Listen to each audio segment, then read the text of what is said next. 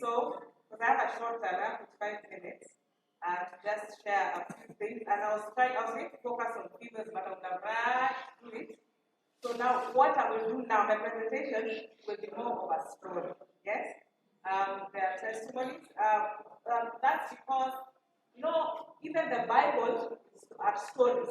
Yes, and those are their stories. Yeah, it's about God's plan and God's most of it is about the evil that has occurred because of us not following God's plan. But within it, you always see pictures of how people are helped when they use God's simple instrumentality, simple methods. Yes?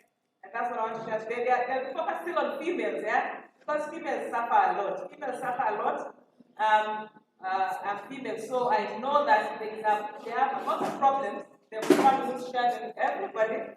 And sometimes I think it's because just like the devil decided to use they are easily, you don't realize it. Even if you are smart or you've gone through school, they are more gullible. Yes, it's easy for the world to pull us, yeah, to want us to be like them, and we get hurt in that relation. So basically, I'll read two testimonies, and there are testimonies concerning healing, yeah, or concerning reversal of disease, which are rampant in our days today, yeah. Now, my name is Dr. Ayodo. I know some of you know that, yeah? My full names are Dr. Dorcas Ayodo, yes?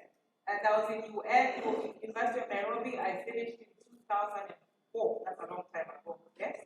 And ever since, I've been a medical missionary. I've just mentioned that, not for anything, but I've mentioned that to state that the stories I am going to relate now, what I learned in university would not have helped me, yes? Or will not have helped those who are affected. It is what we are discussing now that has orchestrated the things I'm going to say right now. We're going to talk about two people who are close to me.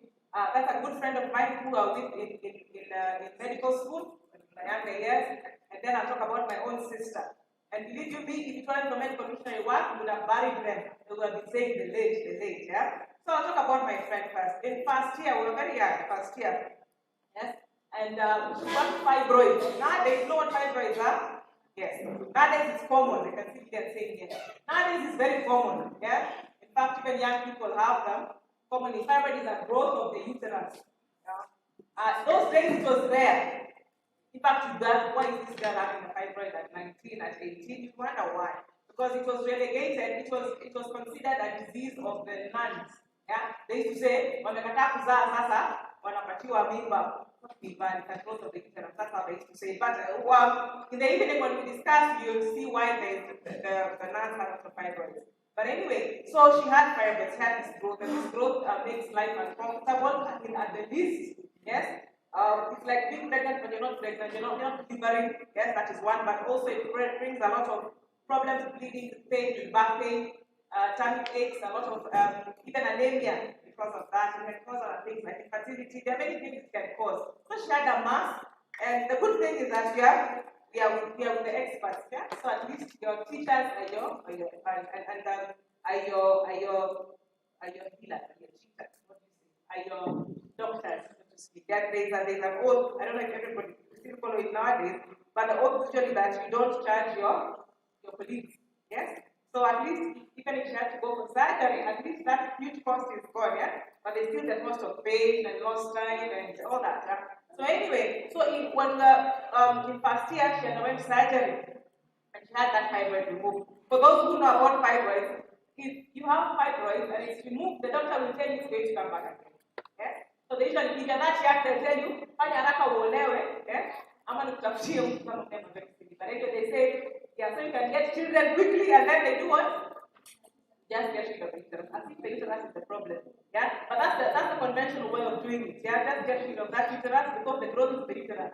Yeah, like saying you never grown in your hand, get rid of the hand. Yeah? So anyway, so she had that surgery, and because of that, actually, she did the first year. So we went second year, she did first year. But she was still my good friend. We were very tight all through school. So anyway, so already we know she had been told they're going to come back. And as I say, even now, probably that people know that. When someone has fibroids, they have the fibroids removed, it will come back. So with that in mind, anyway, she's in school still. You know, once you get married, when you're still in school, most people anyway, it's easier to just finish. So third year, it comes again. here then inside here. It came again, and because those days used to back to back, we used to have quarters.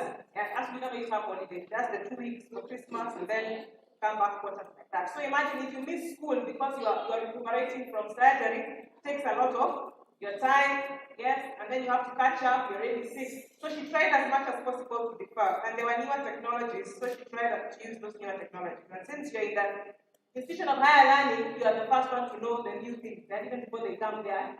So anyway, she tried, but it couldn't work because she was getting so anemic, and anemia can kill. And if you have HB of 1 or 2 or 3, you can stand up and then fall back down and go. So anyway, so she had to go for surgery. Second surgery in 2 years. Are you following? A young person, she's early 20s, yeah? 19, 20, 21. Yeah? At 18, 19, she got one surgery. At 20, 21, another surgery. She hadn't even gotten children yet. Yeah, not even a husband yet, yeah? You know, it's distressing also in terms of your future. What are you thinking now? Who will marry me? I have 2 stars. Yes? All my children have to be cesarean section. A lot of problems in the mind. So anyway, so that's the idea for her. Okay, for me, I finished before her, and I became a missionary. Yeah, after a missionary, I think after that's 1 year of work. So after that, I was away, and you were out. Those earlier years were away more than a year. So when I came back, I said, let me look for my friend. She also finished my friend. She was also married. She had followed the instructions. She was married. Yeah. So she's waiting to give birth quickly so that I can get rid of the problem. Yes. Yeah. So anyway, so I came and I told her, I hadn't talked to her for a long time. So I called her and said, how are you? She said, I'm not fine. She was in her second pregnancy. The first one had gotten lost because of fibroids again. So what happens with fibroids is that when you're pregnant, they're even happier because they are hormonally induced. So in fact, one of the complications of pregnancy is if you have fibroids or you have predisposition to have fibroids, when you get pregnant, it becomes a complicated pregnancy straight away. So that fibroid will also grow. So if the fibroid started growing before the pregnancy came in, it's already has a head start. So it is competition. Yeah, so, and it depends on where the fibroid is. Because sometimes the fibroid is still at the wrong place, so that it's at the exit. So you definitely have to have the section. Are you following? So it's stressful. But already she had one miscarriage. This was her second pregnancy, and she was having threatened abortion.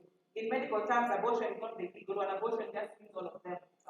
Yeah. So the baby was threatening to come out, so she had been put on bed rest.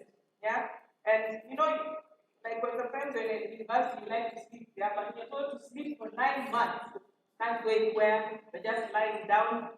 You're already uncomfortable because you have a big mass in your tummy, and then there's a fetus also in your tummy. It's very distressing. Yes, distressing the baby. And then of course because you're sedentary throughout that period, it is possible that the pregnancy or the delivery would be delayed. Yeah. Because people are lazy, 9 months in the car because you don't want to lose the child. But anyway, long story short, she was in the first trimester and she was put on bed rest and she was given there's a medication usually given called progesterone. Yeah? And I remember her telling me, if that was how I just feel drowsy throughout. Yeah? But anyway, that's the case. But it was still threatening to come out. And remember, this is a lady who has had 2 surgeries already, despite knowing that what is there to know. Yes? Yes? 2 surgeries already. She already had a threatened abortion. Yes? She already had a miscarriage before. Yes, she's a doctor, her husband is a doctor, her friends are doctors. So where do you go? So anyway, so I went and told her, because many of my friends thought I became crazy because I stopped eating meat. Yes? All of a sudden, stop. Yes? No fish. All of a sudden, sharp. So when you said me now, you think I'm learning about the Afghanistan, kutoka US there, kutoka US. Then the medical supervisor in our place was telling us, sometimes men come and confuse very potential girls, So let them not confuse you. Yes, you in fact, if you want a letter for you to get a scholarship for your master's, just whatever you want, because you've been doing a good work. You're trying to in his mind, he's trying to prevent me from getting lost. So anyway, so even now she knew that I had stopped eating everything, people's mind, everything. And then I had gone to the US. I had resigned, yes. I had gone to the US. That's crazy. That's very crazy. But I told her anyway, look, you've tried what we know. Yes, you've tried what we know. What our observant know you've tried. It has failed, yes? What's the harm? trying this crazy thing of mine, let's try it. Yes, let's try it. And remember the protocol we talked about? Yeah, on Thursday. Yes, those were here, protocol. Tell her, just do protocol. Yes? I know when you're pregnant, you're already on medication, you're already sick. Many people, because of how they eat, they get a lot of issues when they're pregnant. They want to vomit all the time, they are weak all the time. So already you have that because of pregnancy. On top of that, you have fibroids, so you're sicker. And on top of that, you have medication, so you're sicker. Yeah? So you're feeling nauseous. And this juice is not nice. Nasty, as I said earlier. Imagine taking onions and garlic and cabbage raw and then drinking it. It's not like taking orange juice or taking mango. It is something that acquired taste. But I told her just try. Then acha nyama zote, just eat plants, yeah? She said, okay.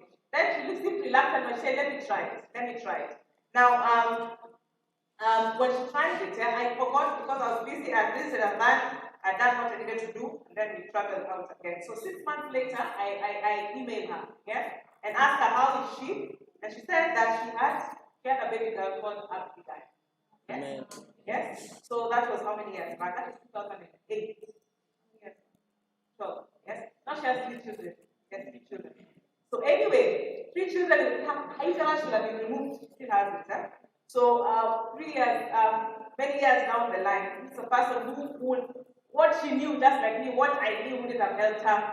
Yeah, she probably wouldn't have gotten any children. Should have been going for adoption or whatever. Should have had a hysterectomy done. Would have been different. Now, the funny thing, not the funny thing, the good thing about it also, remember, she's a doctor, not she's a pediatrician, right? Her husband is a neurologist. And then, funny enough, because of that particular incident, next time I came around, I think her husband had an accident or something like that, and his leg was fractured, and so I told her, do hydrotherapy, just do what I'm told. And he healed faster. Yes, he healed faster. So now, many years later, again, I met with her, and she used to tell me this. Sometimes, and she's a pediatrician, sometimes when their children are sick, yeah, most people who have children who are under 5 usually have a pharmacy in the house. You know that? There's always some paracetamol, there's always, that doesn't have to be, but usually there's that, because children under 5 are vulnerable, so they're always getting fever, like even these ones, If they get sick, you don't know what to do, you will go for the medications that are there. So anyway, but sometimes they will try, not just a pediatrician. And then her husband will tell her, Jaribu to the daughters, Jaribu to the nani? Because he referred them to me because we are the ones who get the information. They're not mine, it's hydrotherapy. And believe you me, when they do hydrotherapy, say they work, yes? What she says, she has experienced it. So it has been an evangelistic tool. Was it helped her as a person, it helped her as a family, and her husband also, and her children, and it's continuing to help her. Yes? So that's just to show that the things that God gave us, they're very simple. As I said, like fibroids. Fibroids, if you go out to any doctor, if you go out anywhere, you'll be told it has to be surgery. And today I can say boldly that fibroids, you don't need to go through surgery. Yeah, you may know someone who has fibroids, you might have fibroids yourself, or you might even know someone who's contemplating going for surgery. It's not necessary. Yes? It is relieved very quickly when applying the right things. Now, I've told you what we told her to do and what not to do. The what not to do is even more important than what to do. Are we together? And I will expound on that in the evening. Yes. The what not to do that people do and don't know that they are adding insult to injury. Now, last year, March, COVID closed everything. Now, what had happened? In January, my husband had gone to TMI in Uganda and went Kenya. And he went in Kenya. Then in March, he went for another trip. He was called to Tobago. Trinidad and Tobago. Yes, that's the farthest south island in the Caribbean. Yes. So another bonus of being a missionary, sometimes you get to get a holiday without even paying for it because you're calling for those services. So anyway, he had gone to help someone who was sick. Yes? And then he landed like this and they closed the border. Yes? I'm here in Kenya. Yes? Our other child is elsewhere also. So everybody is locked wherever in different continents. So he's there and we're here. And then everything is shut. Everything, no one knows, schools are closed, everything is closed, churches are closed. Mission, of course, is closed. So anyway, where he was, the person he had been called to attend to, he finished that, he treated, That was a testimony in itself. Yeah? Then they decided to start Zoom classes on medical missionary work. Yeah? So actually from April, May, June, I think July, we had a series of medical missionary trainings online. Yeah, one month. Yeah, 1 month. And in fact, they're very nice because like the graduations were officiated by Ambassador Seren. You know Seren? She's the Chinese ambassador, the Kenyan ambassador to China. Yes, actually even benefited from our visitations on COVID. Yes, and then the next one was chaired by the ambassador to Kenyan ambassador to the US. Yeah, I'm just trying to say there are simple things that attract even people within kind of influence. Are you following? But that's not the focus of my story. During one of those Zoom meetings, the lady was pregnant. Yeah, just thinking about fibroids. Yeah, because the one I told you is 2012, 12 years ago, 2008. Now this is last year. Yeah, so and she said that she was in her first trimester. They had seen fibroids, and as I said, as the pregnancy advances, so do the fibroids. Because the same thing that is keeping that gestation is also feeding the fibroid. So she was in her first trimester. She had been told that she's in trouble because, she had been told it's a complicated pregnancy because they are fibroids and they will grow at the same rate as the fetus or even faster. So you're being prepared for a difficult pregnancy and probably a difficult or more expensive delivery. So during the sessions, she asked about fibroids, yeah? And mentioned the same thing that I'm going to mention in the evening, but passing protocol was one of them, and then to get rid of the things that enhance growth of fibroids. And mainly it's our food. It's our food, it's our toiletries, and it's our medication, in a nutshell. Yes? So I told her that. That was the first trimester. Yes, of course, she's given birth by now, 2021 now. Yeah, so she's given birth. But by the time she was going towards the end of her gestation, there were no fibroids. Yes? That's a miracle. If you understand what fibroids are, to get a fibroid to degenerate normally, you have a growth, and it disappears by itself, it is a miracle. To get a fibroid to degenerate during pregnancy is I don't know what's the superlative of miracle? Miraculous. Yes, it's a huge miracle. Because even under non-pregnant state, fibroids usually don't just disappear. They don't. They usually increase. You find someone has been 6 months for the last 6 months. They are always, the pregnancy looks big all the time and you wonder they're not giving birth. Yes? And so that was a miracle. So at the same time, when I told her about what to do, and as I said, make protocol and then getting rid of toiletries, not a toiletry. Okay, when you say getting rid of them, you say it was okay. No. The toiletries have a lot of chemicals. The things I talk about lotion, they have a lot of chemicals that affect the reproductive system. Food stuff, especially milk and eggs, and what else? The medications. The medications that people are being pushed to take as females, and they are bad. They are bad. The percentages are very, very bad.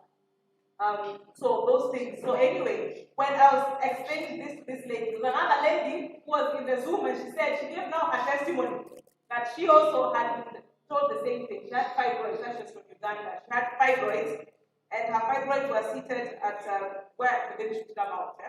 So she was told, obviously, because the fibroid will increase, just get rid of the cesarean section. And she did the same thing. She went plant-based, and by delivery, less than 9 months. By delivery, the fibroids were not to be seen, not on ultrasound, not on palpation, they were gone. You think it's another patient. Yes?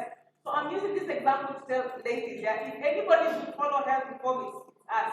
Because a lot of people get a lot of illness. Especially, when you're still single, it's different. Because you only have yourself to take care of. When you have the burden of taking care of yourself, plus your mother-in-law, plus your father-in-law, plus your husband, and your children, it's another whole scenario. But anyway, it takes a lot. So if you are single then, and you're fine. You're sick, yes, but you didn't feel it because your body was covering it. When now the burden of taking care of a home comes in, yes, many people after they get married sometimes get sick. Become sickly for the rest of their lives. So if someone should take care of that health reform, it's going to help you, not only you, because it will help you have less problems with your children also. When they are sick, you know what to do. And it's easier to get a healthier family actually healthy. So if there's anybody who needs to uphold this, everybody, but more so the females. So let us be the ones in the forefront of this. Now, the second testimony I'm going to give is for my own sister. I have one sister, my older sister. And we lost our mom early, so she became like my mother, actually, yeah, when I was still learning. So basically, so she's very dear to me, yes. So she got sick. Right? She's a person who likes nice things. Yes. So me, even from the past, I used to like her vegetable, but now she likes nice things. Yeah, let me just put it there. Yeah, so nice things. So anyway, when she was earlier on, she had a problem. Then she started getting problems later on, and she get very bad cramps, very bad cramps. She has to hospital. Just take off every month for about a week. Yeah, you have to have a very good. Someone is laughing. You have to have a very good employer to allow you to take off. You have to be a very good worker when that happens. Yeah, there are people like that. Yeah, some have to hospitalize. Others may not go to hospital, but they'll be bedridden almost. I know people, even ladies, who at a particular time of their life, of the month, hata kama kutaka hawezi, kama kutaka that holds, I don't know, and helps ease the pain. There are people who suffer seriously, and it's unfortunate that a lot of that suffering is self-inflicted. You might know it. I'm not saying that you're doing it deliberately. You might be doing it ignorantly, but it's something that you can do away with. So anyway, started the pain. And then when they did investigation, they found that she had an ovarian cyst. So they went and removed the cyst. Then, but the pain was still there and getting worse and worse and worse and worse.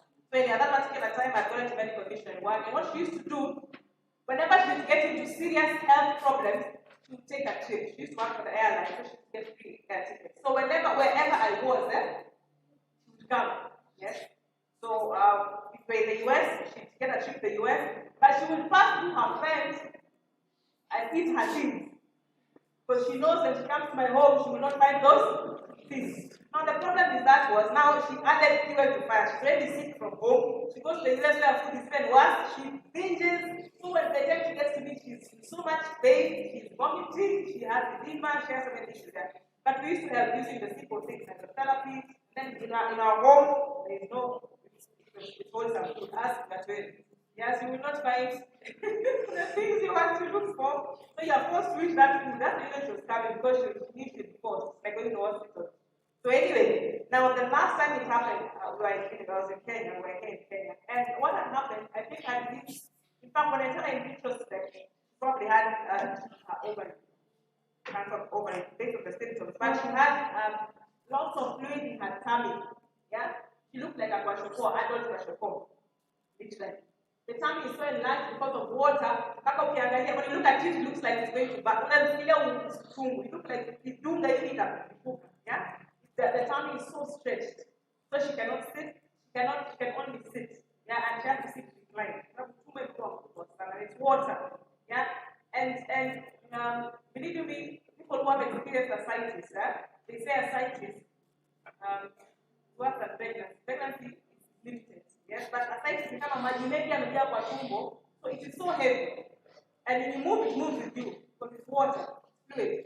So she couldn't sleep because if she sleeps now, the water goes to her lungs, so she can't breathe. So imagine every day, when you're sleeping down. Yes, and you can't sit down after, you have to sit down reclined. It was horrible, and now because of that also, she can't eat because the fluid has compressed her stomach. So she can't eat. So sometimes when she had a kwashoko, we move like sticks. Yes, and because she's not getting nutrition, hair starts falling, so it looks pathetic, yeah. Our neighbors thought she was having a bad pregnancy, yeah, but it was ascites because of her ovarian issues, yeah. Ovarian cancer is a bad cancer. So what gives her hepatitis? It has a very poor prognosis, yeah. It's one of the things that causes ascites, yeah. But when she went to hospital, they couldn't find what her problem was. Diagnostics, they couldn't find, yeah. I'm the one who told her your problem is called ovarian cancer. Because the things that cause ascites in the abdomen, there are a number of things that you have at the disease. When you're diagnosing someone, this someone with an ascites will say either they have a liver problem or they have ovarian. Yeah, there's a list in someone's mind, the doctor's mind, and someone's brain. So the other symptoms are not there, you are alluding to her ovary. So basically, her nutrition wasn't a good one. So anyway, so it reaches a point whereby she was told they're going to do what they call explorative laparatory. That means they're doing surgery for you, not to repair, but to find out. They're investigating what the cause is. Now the problem with this is that a lot of times When they do that, most people succumb. In fact, I remember that particular point, my dad had a friend who had a cyclist. He was a male infant, but they had a cyclist, and I went to explore, and after exploring, we went to ICU and went. So my sister, I think by faith or from fear or whatever, she said, discharge me, yes, and they told her they can't discharge her because of condition. So she said, and they usually have to sign it to discharge without the doctors.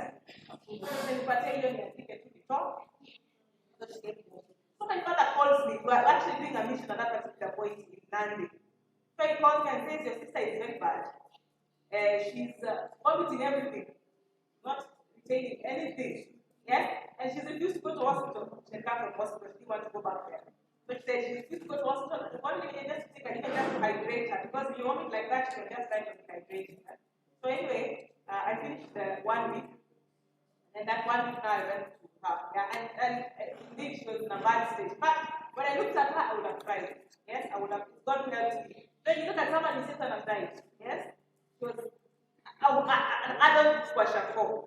Yes, looks bad. There's emaciated, so she looked very bad. But anyway, I prayed, and actually she said, even her, she didn't want to tell me she was that sick because she said, if I cried, she would have died because that was the last hope. So anyway, we prayed, and then we started doing just normal. What we did for her was garlic and onion. One, I don't have time to explain why we did that. And on top of that, the rest of you start. Yes, protocol juice, and the therapy. But I was with her for a week. That's 1 week, showing her what to do. Because you have a family, you have to go back to your family because I had another, the older son was there. So anyway, in that 1 week, what had happened? The fluid in the abdomen, just 1 week, just 1 week. The fluid in the abdomen had reduced the navel, the belly button. Yes? Fluid from here that was in breathing, even eating, even breathing was difficult, had reduced the level of the lower abdomen. Are you together? Yes? That's already a remarkable change because normally one of the things they do when they're managing a cyclist, so the abdomen, is that sometimes they put up a tube to draw it. The problem is that most of the time, either it will be too quick to come out and to block, but sometimes even if it drains, it comes back. It's called rebound cyclist. It comes back even double. So kama tuko ilikuwa imejaa tayari inajaa zaidi. Yes? So it becomes a serious problem. So anyway, so for that assignment to have reduced in that 1 week was already a huge miracle. Yes? And I'm trying to say these things because these simple ways that we're talking about food, because the main agent that we are using to help her was food. Yes? There was no drug injected, it was not even herbs, it was just food, the one that she eats, but organized in a way that helps her. Yes? Now, when the assignments had gone up the tummy, I gave her instructions to continue. Now, when I left, now she used to put, apart from what we were doing before and making her go out for walks, just the normal things. Yes? Most people, when they're sick, they want to sleep. But I'll make sure we go out to walk to help to move blood. Just new start. So I added her something else to do when I was away, and that was poultice. We were supposed to have done that Thursday or Friday, but we didn't do it then. So a poultice is a paste. So we used to do charcoal poultice, and we used to do cabbage poultice. So charcoal poultice, you just get charcoal, make a mud from it. Yes, you might add some flour just to make it cold. Otherwise, it crumbles easily. You might add some wheat flour, just a little, or you might add some flaxseed or chia seed to make it cold. And then you put it on a cloth, and then you put it on the affected area. Charcoal absorbs water. Yeah, whenever it might be there, it's in your knee, your eye, whatever, it helps to absorb things. So we used to do, I told her, I wasn't doing it, I explained that because I had to go back to my home. So she do charcoal poultice, and then she do cabbage poultice. Yeah? That's normal cabbage.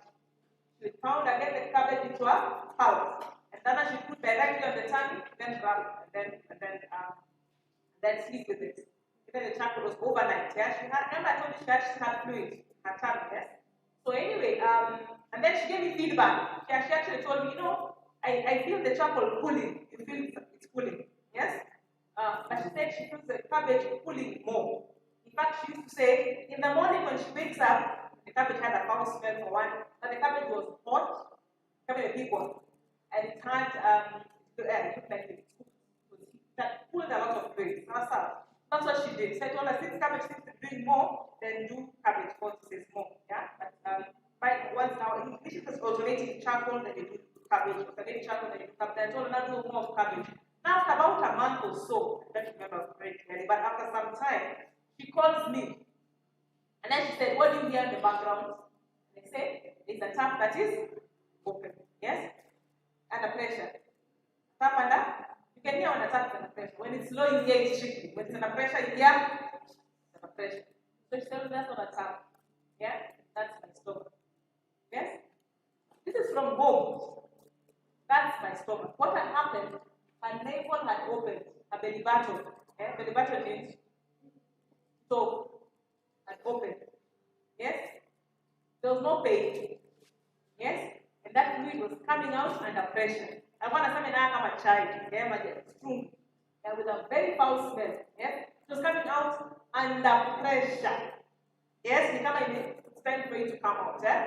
What had defied tubes, yes, was coming out under pressure. In fact, later on in retrospect, I said we'll have taken it for analysis. But she said, what happened to water to work? The last few questions, what happened? How do you explain that if my tummy opened? Someone that get away with child.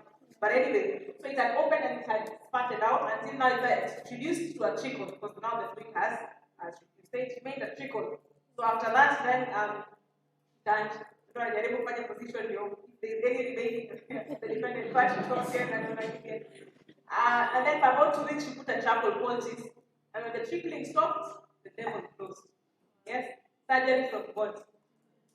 Imagine. No, and she's saying if you look at the label, I wasn't there then, but people who were there, when you looked at the belly button, she's saying it looks raw. It looks becoming a far 1 hour maybe, and it was not painful. Yes? Or if it was painful, it was minimal. Are you following? Yes?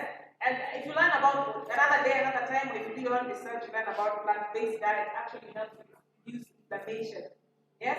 Someone who eats plants and someone who eats animals, the person who eats animals feels pain faster than the person who eats plants. Yeah? Do you know that? Yes, so it's an anti-inflammatory. Just plant foods by themselves. Yeah? And I've seen that even with their own children, like when they slam their hands on a door. You know, every parent doesn't look forward to that day when they'll be playing by the door and the hand is sharp. Yeah? You know that will happen one day. Yes? But I've seen that. Even though their hands are mashed, it doesn't take long. You know, I don't know, you expect a whole week, it's a quite a bimba. Yes? And you just do some iron and document. And because if they're plant-based, there's less inflammation. And that's why plant-based diet is also good for all inflammatory diseases, whether it's arthritis or itis, whatever itis. Anyway. Yeah, so anyway, so that happened, and then that fluid disappeared, and then the navel closed. Now, that's a miracle in itself, yeah? And the thing with ours, yeah, and this sometimes happens to people, you find, in January, chakula tu tena heal, so what can bullet tena, they get sick, yes? You just do the same thing. So for a long time, she do yo-yo like that. She gets well, yeah? She stays down for a few days or a few months, and then Christmas, spring, really, and then she says, and in fact, that itself has been a case study because it is true that he herself says she knows for sure that food is the enemy of disease or health. Because each time she goes to the bar, she eats maybe her ice cream or she wants to eat a chicken, yes? She do that, then she gets sick, yes? And then I think at the point whereby she was embarrassed to ask me, so she just said, okay, began. So she would do, yeah? It will take a little bit longer the next time, yes? And maybe because she's doing it by herself, but she gets that. So now she said she's cautious, as she puts it, yeah? And she says, now, even if she goes to somewhere, and someone gives her something not supposed to eat, she asks her, yeah? And if you can't take it, that is true. Hata kama mtu akupatia dengu unaweka roiko, unaikula hivi within 2 hours umetoa people. Your body is that quick in detecting what is not supposed to be, because it's faster in cleansing. But in her case, it just reinforced the fact that God has given us that ability to help us. Because nowadays she's pain-free. So the time her HP had gone down. One of these times she was yo-yoing, yeah? She had gone back to wherever, and she got sick. Then she started bleeding extremely again. Her HP went down to 1. Now, if you are in health sciences, 1, you're wondering whether that person is alive. dead. Yes? So in fact, she was just feeling dizzy and she was feeling weak all the time. So she went to the she had a satellite clinic. And when she reached there, she said, you're not going, the people told her you're not going back home. Yes? And they took her in an ambulance. When she reached the hospital, they didn't believe the report from the satellite clinic. They took her HB again and found it was 1.5, 1.9 something. That is the dead person. Yeah, that's like the dead person. Yeah. But in fact, I tell her that the little that she was doing that was positive is what helped her. Yeah. In fact, it got to show me that all HP is not the same. There is quality of HP also based on what you eat. That's how. Because that HP, people die with higher HPs than that. People die at 3 or even at 4. Because that cannot sustain oxygenation. Yeah, you will fall and you'll be gone. In fact, that time when she went to hospital, she became a learning state. They used to be called to see her because this is a person with an HP of 1 who is what? Who's walking. Yeah, albeit has dizziness. Yeah, so they gave her some pints of blood, but she said that immediately those pints of blood were also removed in terms of she left them out again. So she had to revert back to that simple thing that actually brought her back. So I'm sharing this testimony just to encourage us more and more. We learn the spiritual aspects in the morning, but for your own temporal comfort. Yes? Because I said, if that, I know females have issues, they can even see. Yes, people have issues. Sometimes you look at someone, you just see their pain, you already see. And remember when in school, we used to have this lecturer who always used to greet us and turn our hand like this. Yeah? I used to think it's just being funny. You know, those lecturers, I think this lecturer would keep very far from him. But I realized he used to assess our hand and say, you're a cool and bonga. He used to say things like that. Yeah? Because by looking just at the hand, you can tell if someone is anemic. Even when you treat someone and they are very cold, you're in body. Yeah? I'm not saying that when you go and you're going to watch yeah? Yes, you might find someone who's cold and like sometimes flabby, yeah? You can tell. And as you do more, especially if you do medical missionary work, yeah? You wouldn't even need at the lab to tell you can see someone is sick and say, and sometimes my husband in training, she tells someone, where were you on it? Yeah? Sometimes you're wondering, where were you on it? Yeah? And you because the telltale signs that can be shown from from your features, based on how healthy or how sick you are. So basically, I was sharing those because my time is up. I was just sharing those, and there are also many testimonies. I want to talk about testimonies to help you also, to encourage you to take this not just as a head knowledge, yeah, theoretical for those people, yeah, to do it yourself, yeah. Living meat is the hard thing. It's only hard for you. Yes? It's not hard for God. If you think you can't do it, it's because you think God can't do it. Are we together? Yes, it's because you think, in your mind already that, people say, yeah? The way the Israelites says, yeah, we'd rather have died by the flesh pots of Egypt. It's the mindset. But once you leave it, you're wondering, why did I do it earlier? Why didn't I do it earlier? That's what my sister says nowadays. Why didn't I do it earlier? And in fact, nowadays she's more zealous than me, because she finds someone who has cramps or who has fibroids, who is bleeding excessive, and she tells them like that, she pumps them with things, so she has become a consultant of her previous disease.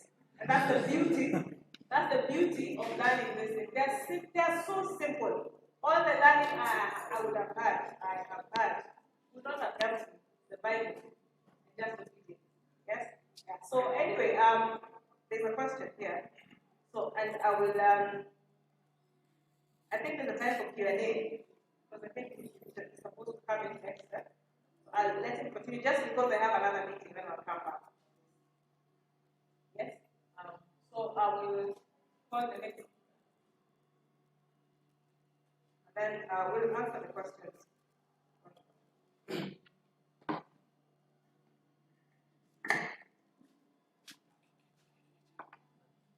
Project.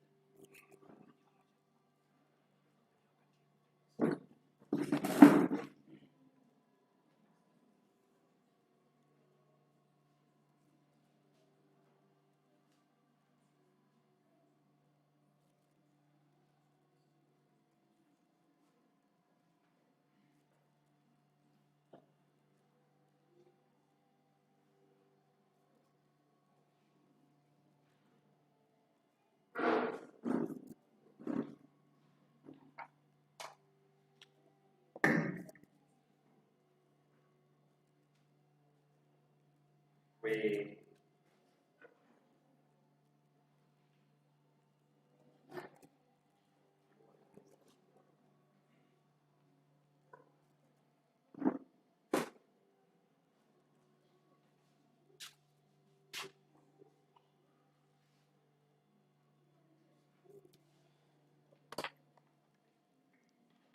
want to finish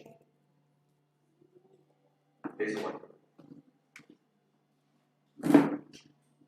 Yung si Sete, now I can speak Swahili. Oh, okay.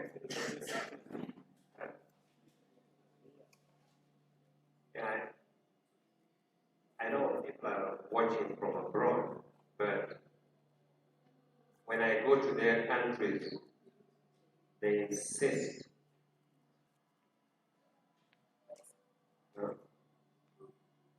in their language. So I may also put in some Swahili. Some Swahili ones to pass in. Sinjo?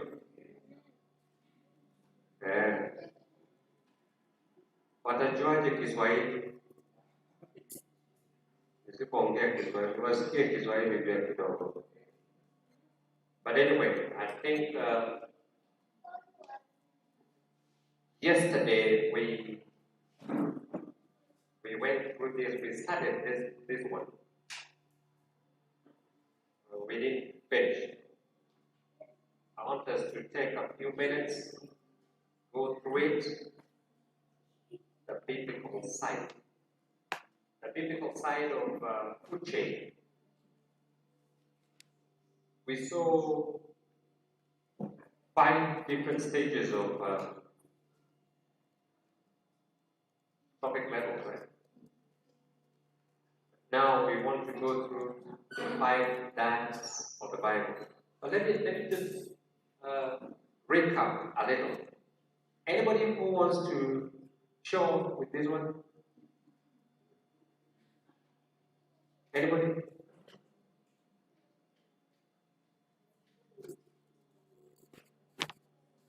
Anybody who wants to try this one? Hey, tell us what you know. Well, you're smiling, why? Come.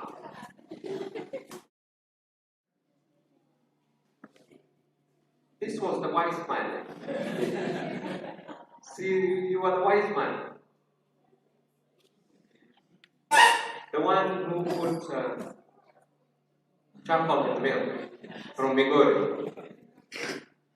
See you.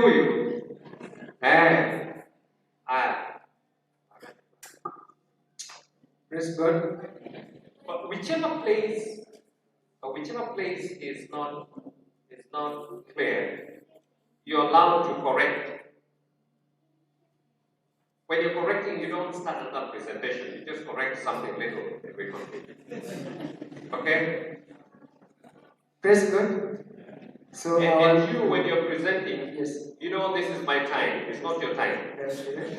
It's my time. So take the shortest time for review. I just want to quickly review this because we already went through it. We don't want to waste another go loud. So, I'll give you another time in another one. And then Thank you. So we are looking at the food chain, and we know that food chain just shows the interdependence among organisms. So the food chain, we start from the producer, which are plants. So the producers make. I like that terminology, interdependent. I give you 10 marks for that. Yes. Thank you. So, okay. So plants make their foods. I know you know the process. True. Which process? Yes. And all the food that other animals or other organisms depend on come from such. So we saw that plants make 100% of the food, the energy that is transmitted through. And then after every level, the ratio is reduced. So primary consumers that depend on wholly on plants gets up to 10%. Remember, plants make 100, primary make 10%. Then secondly, that each primary consumers will only get 1%, right? Then the next level, which is tertiary consumers, which depend on secondary, we just get 0.1%. Now the last one, the decomposers, what do you get? Negative 100 or negative some greater percentage. So we saw that in the decomposers we don't find any nutrient value. Thank you. But lose. Yes, you lose. So, thank you. But lose, okay? And the main reason why I took all my time in explaining this so that you see it is because there is a memorial on one of them. Which one? Decomposers. And the Bible talks so much about it. You know, some people say, oh, Jim only talks about yeast. It's because the others don't talk about it. The others don't talk about it, so they think it's not there. So when I talk about it, it's not that that's the only thing I know. I know what the others know also. But they don't know what this is, and they don't talk about it. By the way, most of them still feast on decomposers. Yet there's a memorial on it. So I may talk about it and talk about it and still talk about it and still talk about it. Just to share with you so you know how to go about it. If it were not so, then God would not have talked about it in every book of the Bible. Every book, not some books. Every book of the Bible talks about decomposition, talks about leaven, talks about strong drinks in one way or the other, talks about leaven in one way or the other, different ways. Just like you'd find different universities offering the same course, but they call it different names. Same course, but just the curriculum is changed and the title is changed so that it doesn't look like one thing, same thing in both universities. It may attract other people. So the Bible also is like this. By the way, if you look at the book of Hosea and Isaiah, look at Isaiah first. Isaiah chapter 1 verses 1. And I want you to look at it and tell me what's common. Isaiah chapter 1 verses 1. Read loud. Who is there? Yes. 1 verse 1. Read loud. Here. The vision of Isaiah, the son of Amos. Tell me what's common. Prepare to tell me what's common. Yes. The vision of Isaiah, the son of Amos, which he saw concerning Judah and Jerusalem in the days of Hosea, Jotham, Ahaz, and Hezekiah, kings of Judah. Okay. Now go to Hosea. Not Isaiah, but Hosea. The book of Hosea. And read. Chapter 1:1. The word of the Lord that came unto Hosea, the son of Beeri, in the days of Hosea, Jotham, Ahaz, and Hezekiah, kings of Judah, and in the days of Jeroboam, the son of Joash, kings of Israel. Go to Amos. The book of Amos. Tell me what's common. Amos chapter 1. The words of Amos, who was among the herdmen of Tekoa, which he saw concerning Israel in the days of Hosea, king of Judah, and in the days of Jeroboam, the son of Joash, king of Israel, 2 years before the earthquake. What's common? What? They all came in at the same time when these kings were here. The word of the Lord as it came to so and so. The word of the Lord as it came to so and so. The word of the Lord as it came to so and so. So all these people are given the same message to take to these people. Because the condition of the children of Israel was same, the condition of these kings was same, their behavior, their ailments, same. But the way Isaiah has written is different from the way Hosea has written. And the way Amos has written, totally different. Now if you look at Amos, read Amos again. Amos 1:1. The words of Amos, who was among the herdmen of Tekoa, which he saw concerning Israel in the days of Uzziah, king of Judah, and in the days of Jeroboam, the son of Joash, king of Israel, 2 years before the earthquake. Go to Jeremiah. Go to Jeremiah chapter 6, verse 1. Jeremiah Yes. 6 verse 1. O ye children of Benjamin, gather yourselves to flee out of the midst of Jerusalem, and blow the trumpet in Tekoa, and set up a sign of fire in Ben-Hesserem, for evil appeareth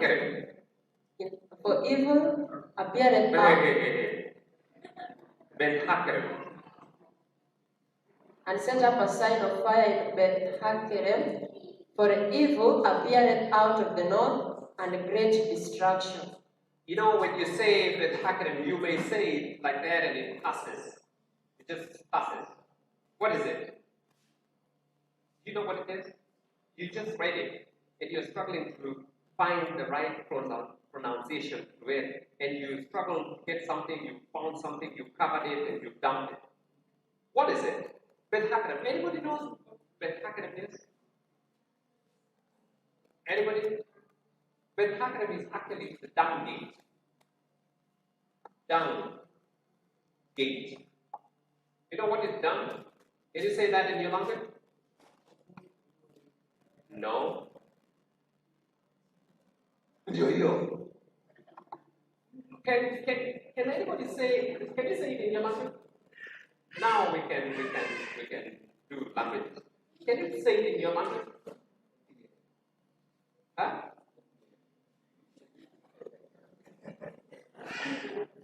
Down. You know what I'm talking about? No, that one. The one that takes you to the junior common. You know the small room? You get in there, you lock behind you. What is that? Now you see when you mention that, it doesn't sound pleasant. Actually, in my language, he was whispering because he didn't want the next person to hear what he was talking about. He was actually, that's what it is. And so when you mention that gate, what comes in your mind? That gate, what comes in your mind? And he's telling Jeremiah to put a sign there. Put a sign on that gate. What sign is to be on that gate? Now, that is not my study now. Not a pleasant study. But I'm asking, what's common in Jeremiah chapter 6? What's common with Amos? In Tekoa, had messages for Tekoa. What was happening in Tekoa that is saying, blow a trumpet in Tekoa? And this man is from Tekoa, and he's been told, blow a trumpet in Tekoa. And the same message that is being given in Tekoa is also given where? Inside Jerusalem.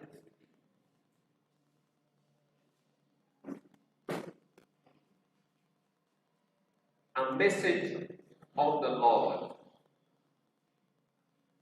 Each and every book of the Bible talks about the decompose. Beware of the decomposers. Beware, beware, beware, beware. Put signs everywhere. And by the way, let me hold on this a little. Let me go through something. Since we've mentioned And I have a lot to share. So sometimes I fail to decide which one. Which one? You know, which one? Which one? Because I want you to get all of it. And how? I don't know. Can you go to Isaiah 36? Isaiah 36. So that we talk about this with accuracy. Isaiah 36. Begin with verses 10. Verses 10. Verse 10. And I am now come up without the Lord against this land to destroy it. And you know who's talking here? Let me just give a little background of this. If you go to the beginning of that chapter, you'll see that Assyrians had put a siege around Jerusalem. Assyrians had put a siege around Jerusalem. They had blocked Jerusalem. And if you go to verses chapter 7, you'll see how Israel and the Assyrians, or the Israel and Syria and the other nations had confederated. They had put allied. They had allied. They were confederate. Confederate simply means you have a common understanding. You have a memorandum of understanding on how you govern yourself. So a king and a king and a king, or a king and a king, they agree on how to rule. So they rule separately, but they have one common force. Confederate. Okay, you rule yourself, but you have one central system of governance. But if anything goes wrong, you simply pull out and you say, no, I'm not with you. But they have a memorandum of understanding, union kind of. So they had, if you go to chapter 7, they had confederated on how to vex. That's the one that is used in the Bible. How to vex, that they vexed Judah. And in vexing Judah, they wanted to put a block around Jerusalem so that nobody would buy or sell. Nobody would get anything inside or outside Jerusalem until they've been rotten completely. And that is why Hezekiah, his people, were completely rotten. Rotten. Okay? Hezekiah was rotten, true or false? He had boils to death. What does that mean? If you have a boil, one boil, it simply means there's a place that is rotten, so that your body is exiting some toxin from inside, or exiting some rot. If you press the boil, what do you find in there? Pus. How does it smell? How does it smell? Anybody has smelled it? How does it taste then? I mean, if you can't smell it, but a boil, you know what a boil is. And even the parts from there, you don't want to touch them with your hands. You look for something else to touch them. But when they're inside you, your body touches them. When they're inside, there's no problem. When they come out, you don't want to touch them. You look for something else to remove them. That tells you how filthy they are. And Hezekiah had boils to death. He had boils all over, not one boil. And you can see that in chapter 22. Chapter 22 tells us that they had stars all over. Stars, S-T-I-R, not S-T-A-R, S-T-I-R. Stars all over. Meaning pimples and those kinds of pimples where your whole body is just itching. You're rotten from inside and things want to come out, but they can't come out easily. They had stars from all over their bodies. And so they could not even stay inside the houses. They had to be on the roofs. Where's Mama?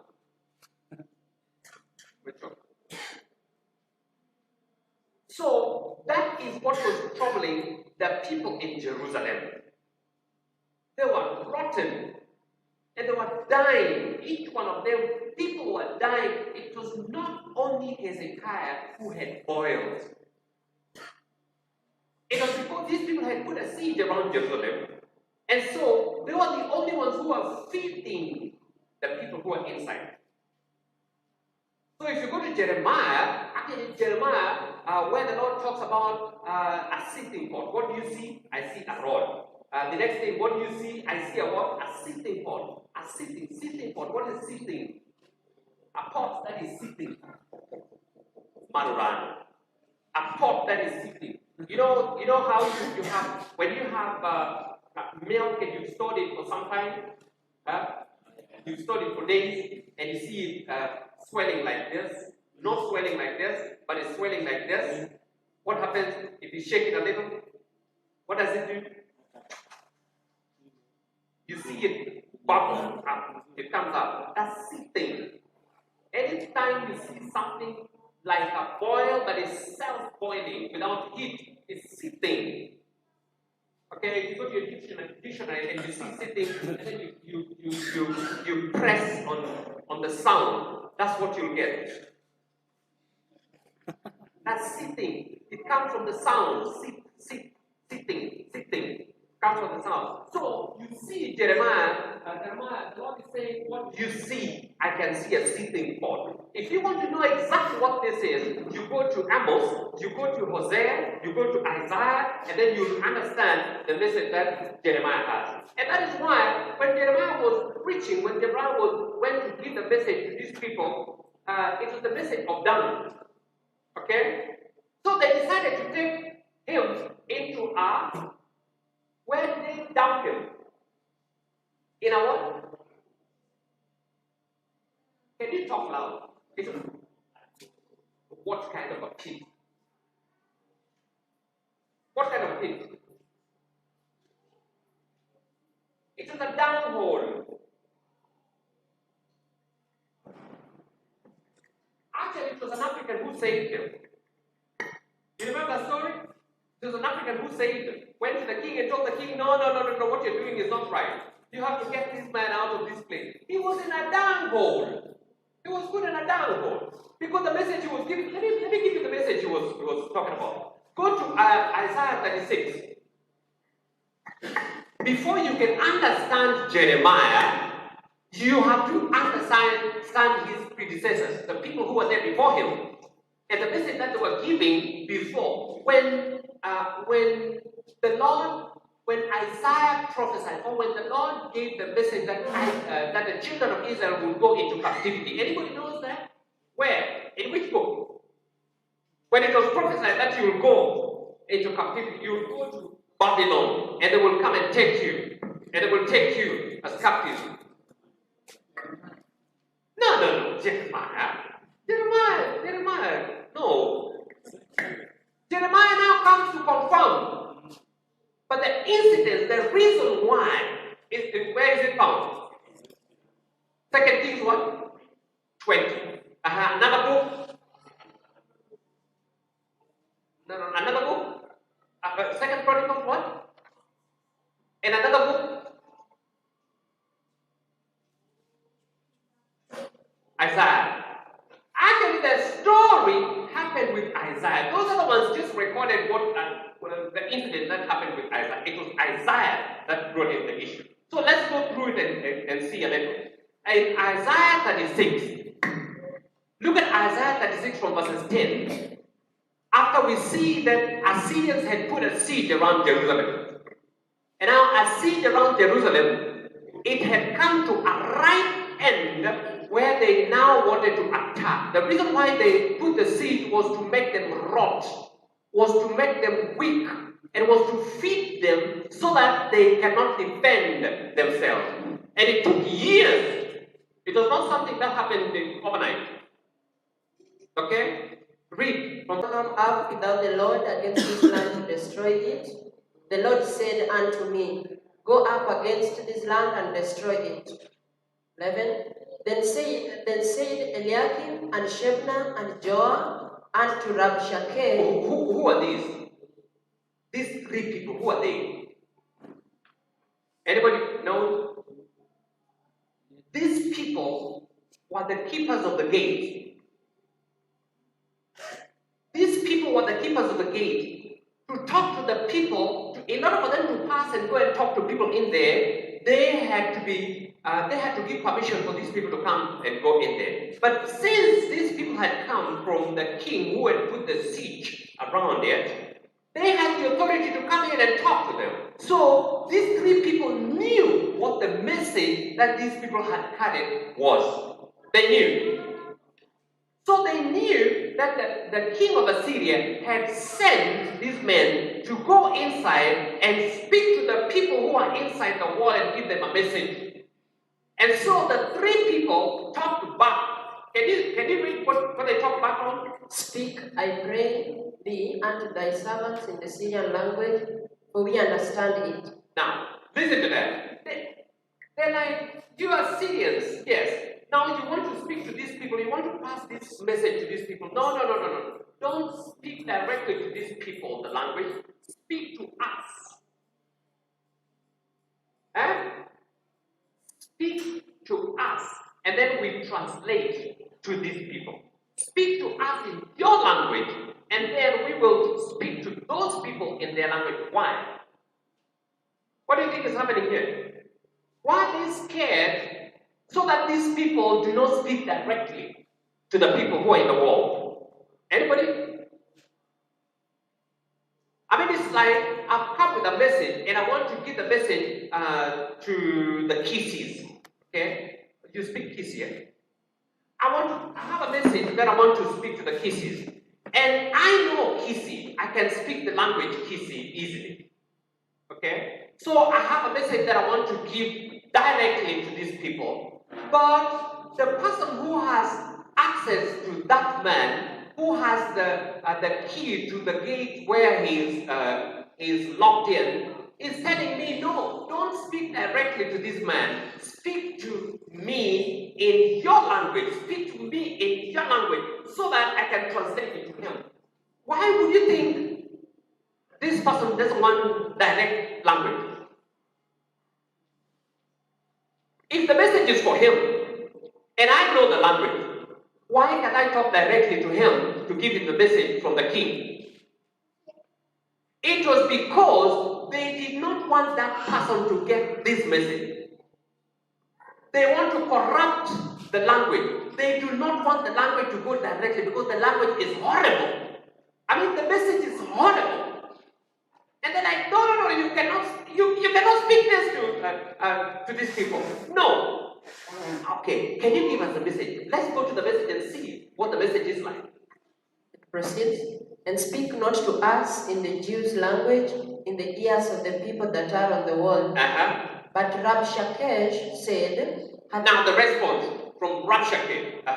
Hath my master sent me to thy master and to thee to speak these words? Hath he not sent me to the men? To the people. Now he's saying, this message that I've been given is not for you. It's for that one. It's not even for your master. It's for the people who sit in the wall. The people who actually get this food. Now what is the food? Hath he not sent me to the men that sit upon the wall, that they may eat their own dung and drink their own peace with you? Now, can you, this is English, can you say that in your language? Now, say it again. Now, can you talk it in your language? The people who sit in the wall, they eat what? Anybody, any Kissi in here? Say it in your language. Esike. No, say that they may eat their what? Esike. What is esike?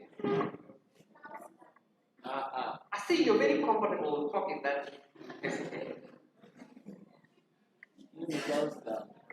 There are two things there that have been mentioned. You're only mentioning one thing.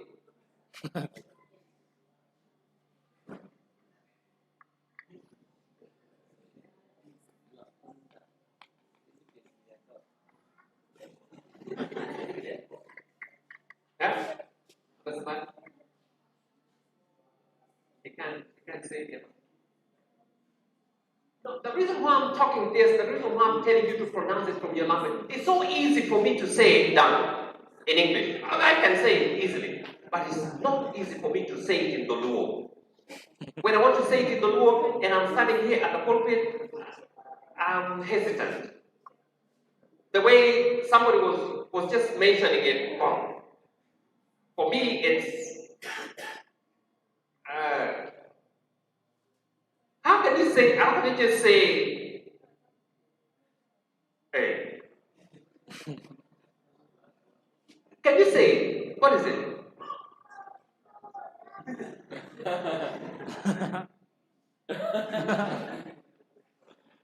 I mean, it's just like you would say, I'm going to the toilet, and I'm going to. Huh? In my language, I mean, I can't. I have to say, in my language, I have to say, I'm going to help myself. You know, in my language, I'm going to help myself. I don't say I'm going to come. I'm going outside. Yeah? I'm going outside. Yes, I'm going outside. I'm very comfortable with that. I'm going outside. Yes, I'm going out. Actually, even in the US, they say, I'm going to the restroom. Restroom. I'm going to the outhouse. To the out. They don't just say, I'm going to do stuff. And this is what these people were fearing, because these people were coming with a message to tell the people who are in Jerusalem what they've been feeding on. When they were on siege, they had been put on siege for years. And it's only the Assyrians who were serving them food, who would bring in food and would take out dung.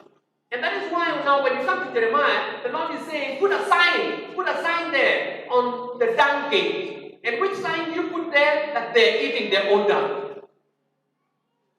It's the same message. Now when you come to the Assyrians come with it in a story form. This is a reality, not prophetic. This is a reality. These people have come and they're not prophets. They're not prophets.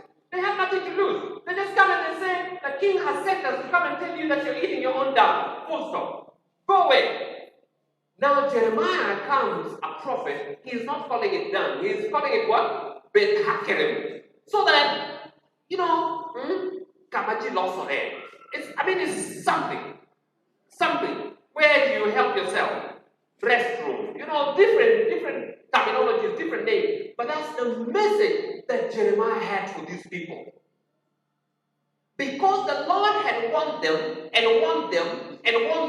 to get off the decomposers. They refused to get off decomposers. And so the Lord said, okay, this is what I'll do. In order for you to know that what the decomposers do in that food is they're passing their own waste, and it is as filthy as your own dung.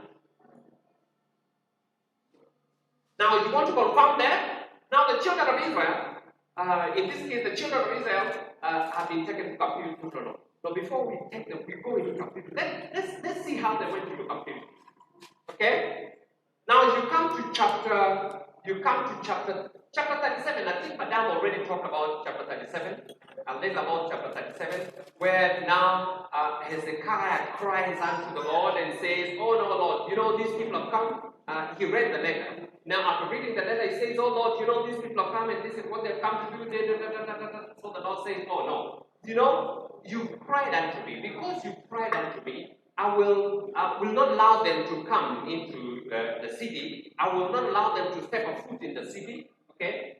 But you go and eat so that you can be safe. You go and eat things that grow by themselves. You go eat wild and do this. And then after that, what I will do, I will defend the city, not because of you, but I will defend the city because of David, my servant. And because you've already cried unto me, I will do this. So he went and he brought in the angel of the Lord, not the angels. It was the angel, the same angel that worked on the Egyptians. That angel is another story. He comes, one angel, and he wipes out the entire team.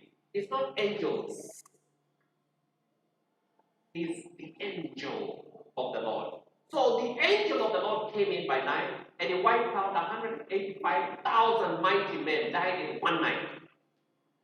You find that in chapter 37, the end of chapter 37. And so this man goes back, the king goes back into Nineveh, and then his sons kill him. Okay? So you come to chapter 38. In those days was Hezekiah sick unto death.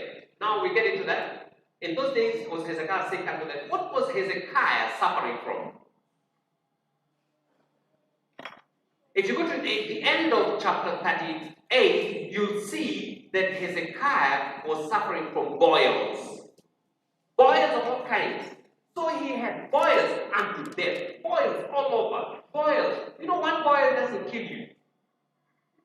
Just one boil, boil, it comes and you pop it out, and after popping that out, life continues. But now he had boils unto death. And he was not the only one. If you go to chapter 22, he was not the only one. The mighty men of Israel were suffering of the same thing. He's just there because he's a king and they're talking about him. But all the other people around him, they have suffered the same thing. And that is why the Assyrians had already seen that these people now cannot manage. So let's go around and kill them.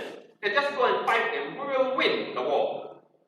But he cried unto the Lord, and the Lord said, no, I will defend this city. So these people were wiped out and they died. So it comes back down now that only Hezekiah is left here without the Assyrians. And so in those days was Hezekiah sick unto death. And now he's told, set thine house in order. Set thine house in order. The house was messy. Chapter 22 tells you all that. The house was messy. Their houses were messy, not just one house. But their houses were messy. And that is why they were never inside the houses. They were on the roof. Chapter 39, when you go to chapter 39, I'm skipping there so that you go to chapter 39. If you go to chapter 39, Baladan, the son of Baladan, the king of Babylon. Okay? Baladan, the son of Baladan, king of Babylon, had sent letters because of what had happened, that the sun was reversed, and they saw the might of the Lord, and they knew that something had happened in Israel, so they sent letters. They sent letters. They said, please go to Hezekiah, and ask Hezekiah to teach you how he has been healed. Because they heard that he had been healed. All the other kings were dying. Remember the kings that you find in chapter 1 verses 1? Those kings were dying like fools. And mighty men were dying of the same diseases. And so when it came to Hezekiah, Hezekiah is healed. Wow, this is something. And then number 2, the sun is reversed. 10 hours reversed. That's not a light thing. Reversed. And then number 3, the mighty army of the Assyrians. That time, Assyria was the nation. Assyria was the army. If Assyrians were coming to you, I'm telling you, you are in trouble. And Assyria was wiped out in one night. One night, they're out, gone. Babylonians said, wow, the next superstar is Judah. So they went to make friends with Judah and to ask Judah, please teach us your health message. And the health message was not conventional. The health message was made provisional. True or false? Go and take fig and make a poultice, fig, a fruit. Make poultice and put on the boils and you'll be healed. And it was actually healed. That's simple. And so these people say, hey, please teach us. How does that happen? I mean, it's just like Mama Musa was talking about, taking charcoal and putting it somewhere and you see people getting healed. Or taking cabbage and putting it somewhere and you see people getting healed.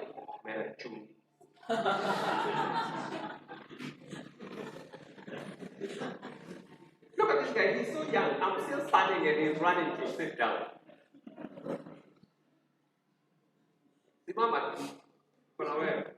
When I get tired, now you have the freedom.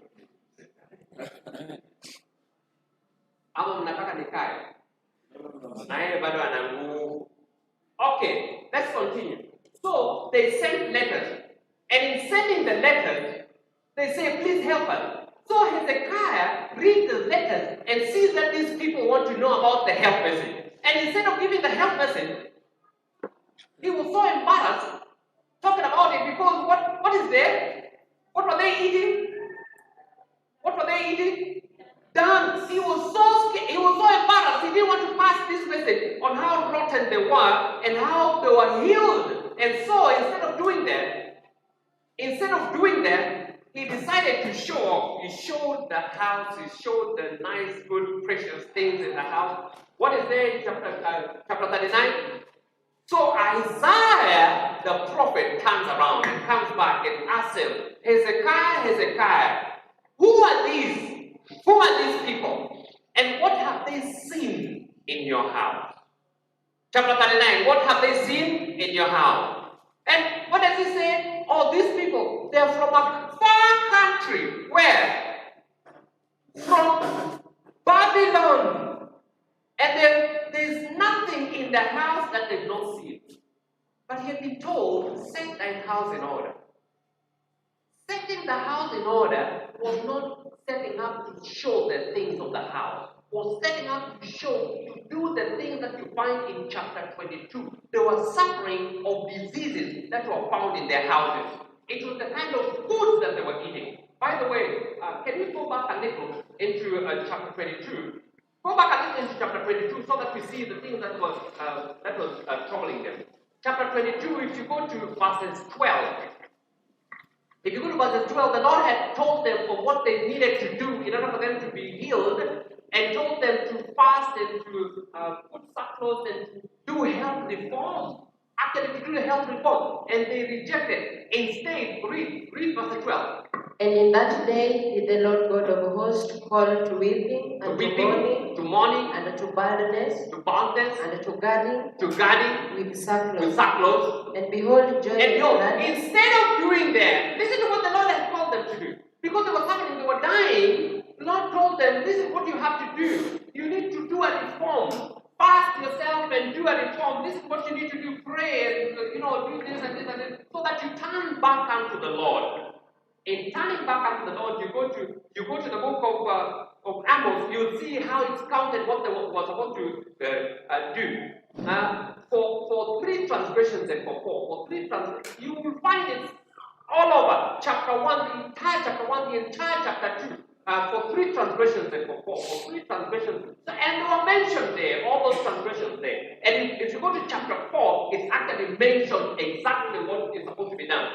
Because they were there at the same time. One was giving a message covered, the other one is exposing, the other one is also giving illustrations, another one is coming prophetic.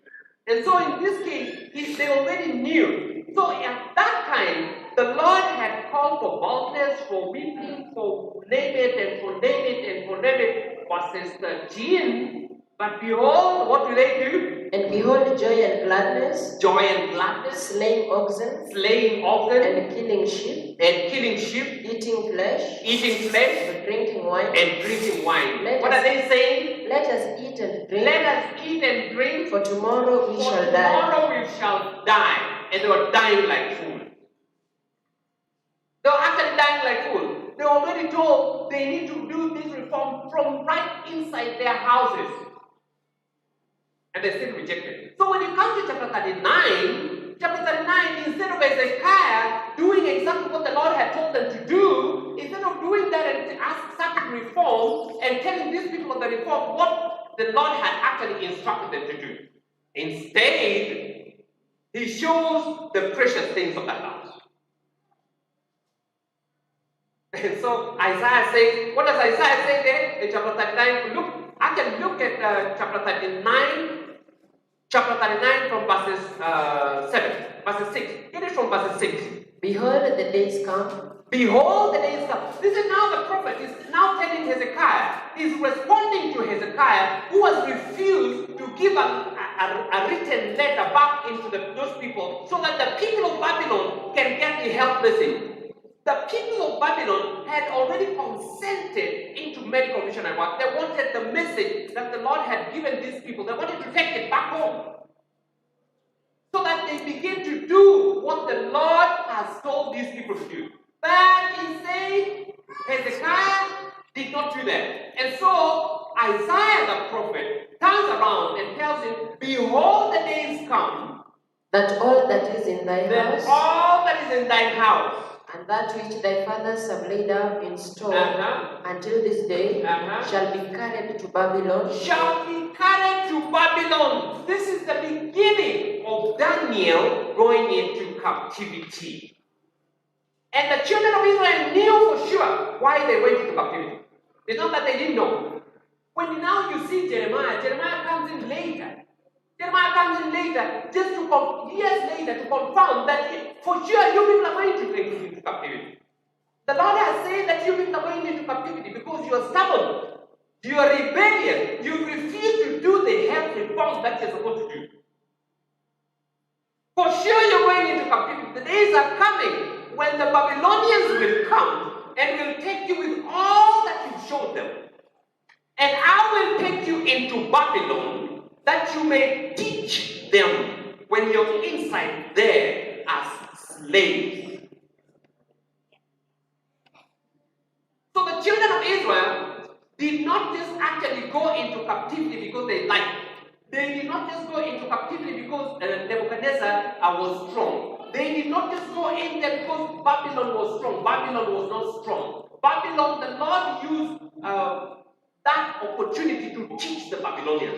And how was he teaching the Babylonians? By taking the children of Israel who knew the message and took the best of them who knew the message to go into the palace and to show off. Who are they? Daniel, Shadrach, Meshach, and Abednego. And we are told, the Spirit of prophecy tells us in chapter 39, I think it's chapter 39, in the land of the heathen, in the court of Babylon. If you look at that, we are told that these children, the Hebrew boys, they were trained by their parents into habits of strict temperance. Why? Because they were told this would be a means of their salvation when they come into Babylon. Because it was written for them that because they did not do what they were supposed to have done, they did not teach these people when they had the opportunity to teach them. The Lord took them in there and prepared them that they may teach the Babylonians when they're slaves in there. And if we are not careful, some of us may have to do medical missionary at the hard times. Now the hard way, when you're captive.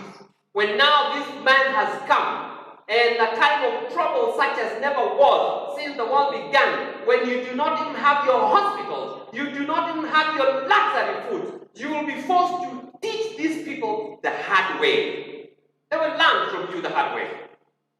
But you will have to be slaves if you're not careful. If you leave this time and you don't teach these people this time, when you're here, comfortable, you will teach them the hard way. And it's a message that has been there in the Bible in many cases. This is just one of them. This is just one of them. So they were told that they will have to go. Actually, Daniel knew for sure that they're going. Shadrach, Meshach, and Abednego, they knew that they're going. And they knew that when they go there, what does that message say? That they will go there and they will remain eunuchs. So their becoming eunuchs was actually prophesied at that time. That they will go there and they will be eunuchs. Daniel, Shadrach, Meshach, and Abednego, they will be eunuchs in captivity in Babylon when they get there. So when the time came, their parents told them, my children, you will go there and you will be eunuchs. So the only way that you will get your salvation when you get in there is to do health reform. So Daniel knew. He said, no matter what, I will not. We are told that these Hebrew boys, they were true to principle as still. Because that was the means of their salvation. They didn't just do it because they wanted to do it. They did it because they knew that that was the means of their salvation when they come into the court of Babylon. If they're coming into the court of Babylon, they knew for sure. And so they were true to principle and still. It's there in chapter 39. You look at chapter 39 of Prophets and Kings. The book Prophets and Kings. You'll see in Prophets and Kings chapter 39, in the court of Babylon, in the court of Babylon, no, in the land of the heathen, in the court of Babylon. And then you read it as you go down there, you see that we're told that they were as true to principle as steel because they were taught by their parents into habits of strict temperance as a means of their salvation when they come into the coast of Babylon. When they go into the lands of the heathen. And it was because that the children of Israel had messed up and they were eating the things that were forbidden. And so the Lord said, now, when you go into Babylon, let's now go to Ezekiel. The book Ezekiel. By the way, did you know that Ezekiel, this is another thing. Did you know that Ezekiel was a contemporary of Daniel? Ezekiel was in Babylon at the same time with Daniel. You know that? And did you know that Ezekiel came from the priesthood line? He was a son of the priest, who finally became a prophet inside Babylon, but with the people, not in the palace. He was in Babylon, but he was with the children of Israel. He was ministering to the children of Israel. On the other hand, you had Daniel, who came from the king's line. He was a prince. Daniel was a prince. And so Daniel was a prince who became a prophet in Babylon in captivity. And he was a prophet inside Babylon in the palace when Ezekiel was a prophet in Babylon outside the palace. And both of them had a similar message. Both of them had a similar message. If you read this book, they're just written differently. The stories are just different. Daniel is given to the heathen, people who do not know, people who are not smart. People who are not smart. Remember that these people had 1% and Daniel had 10%. They're not smart. So talking to a people who are dummies. That's what the book of Daniel is. And that's why we like studying Daniel. The book of Daniel. We go to the book of Daniel because it's so easy. So easy. You see what is there? The message that is there, the image that was there, the dream, was given to whom? Nebuchadnezzar, a drunkard. I mean, how can God give something complicated to somebody who's a drunkard? He was a heavy drunkard. And somebody who's eating plenty of meat. The minds are clogged. Right? The minds are clogged. And so the image is there. And he's told that, the head is what? Babylon, and then you see the chest is what? And he's actually told that this is this, and this is that, and that is that, and this is this, and this time the Son of Man will come. It's so easy. And that's what you see, that even children, when you're teaching children prophecy, we do it, we show them this and this. You don't do that with Ezekiel. Ezekiel is complicated. Ezekiel is actually the sanctuary. You cannot talk to the heathen about the sanctuary. What do they understand of the sanctuary? In calculating all these things. That is why we Adventists, we don't usually get our prophecy from Ezekiel. But our prophecy from Ezekiel is so smart and it comes right here. In fact, if you go through Ezekiel, you do not even struggle. If you are not Adventist, you don't struggle because you just see it. It just comes, it just comes, it just comes, it just comes, and boom, it's there. But you go through Daniel, you have to, maybe you have to be drunk a little fast. And that is why Daniel goes with Revelation. Now, what is there in Revelation? What do you find in Revelation? Revelation, they're drunken. This woman is drunk with wine. True? He's just talking about those who are drunk. Hey, get this is drunk. Get out of those people. You actually told to get out those drunkards before they're given the message. The message is coming, but they're drunk. Come out of her, my people. Come out of her, my people. Come out of her because your message is different. Come so that I give you a pure, clear, clean message. Come to Ezekiel. Let's go to Ezekiel and see what is there in Ezekiel. Go to Ezekiel 14. Ezekiel 14, let's see what he talks about, Daniel. Daniel stood as an example. His message was the example that he lived. That's why they want you to be like a Daniel. If you have to be preaching to the heathen, if you have to be in a heathen land, if you have to be in a public society, you have to stand to be a Daniel. Daniel did not need to preach. That Daniel only needed to live his life. Just living his life. That was the message. And the heathen just copied. The heathen just admired. That is what God wanted. Because God wanted the Babylonians to learn something from the lifestyle of a Hebrew, a true Hebrew. So they had to live their life. They were taught that. They were taught that when you go there, don't try to preach to these people. They will kill you.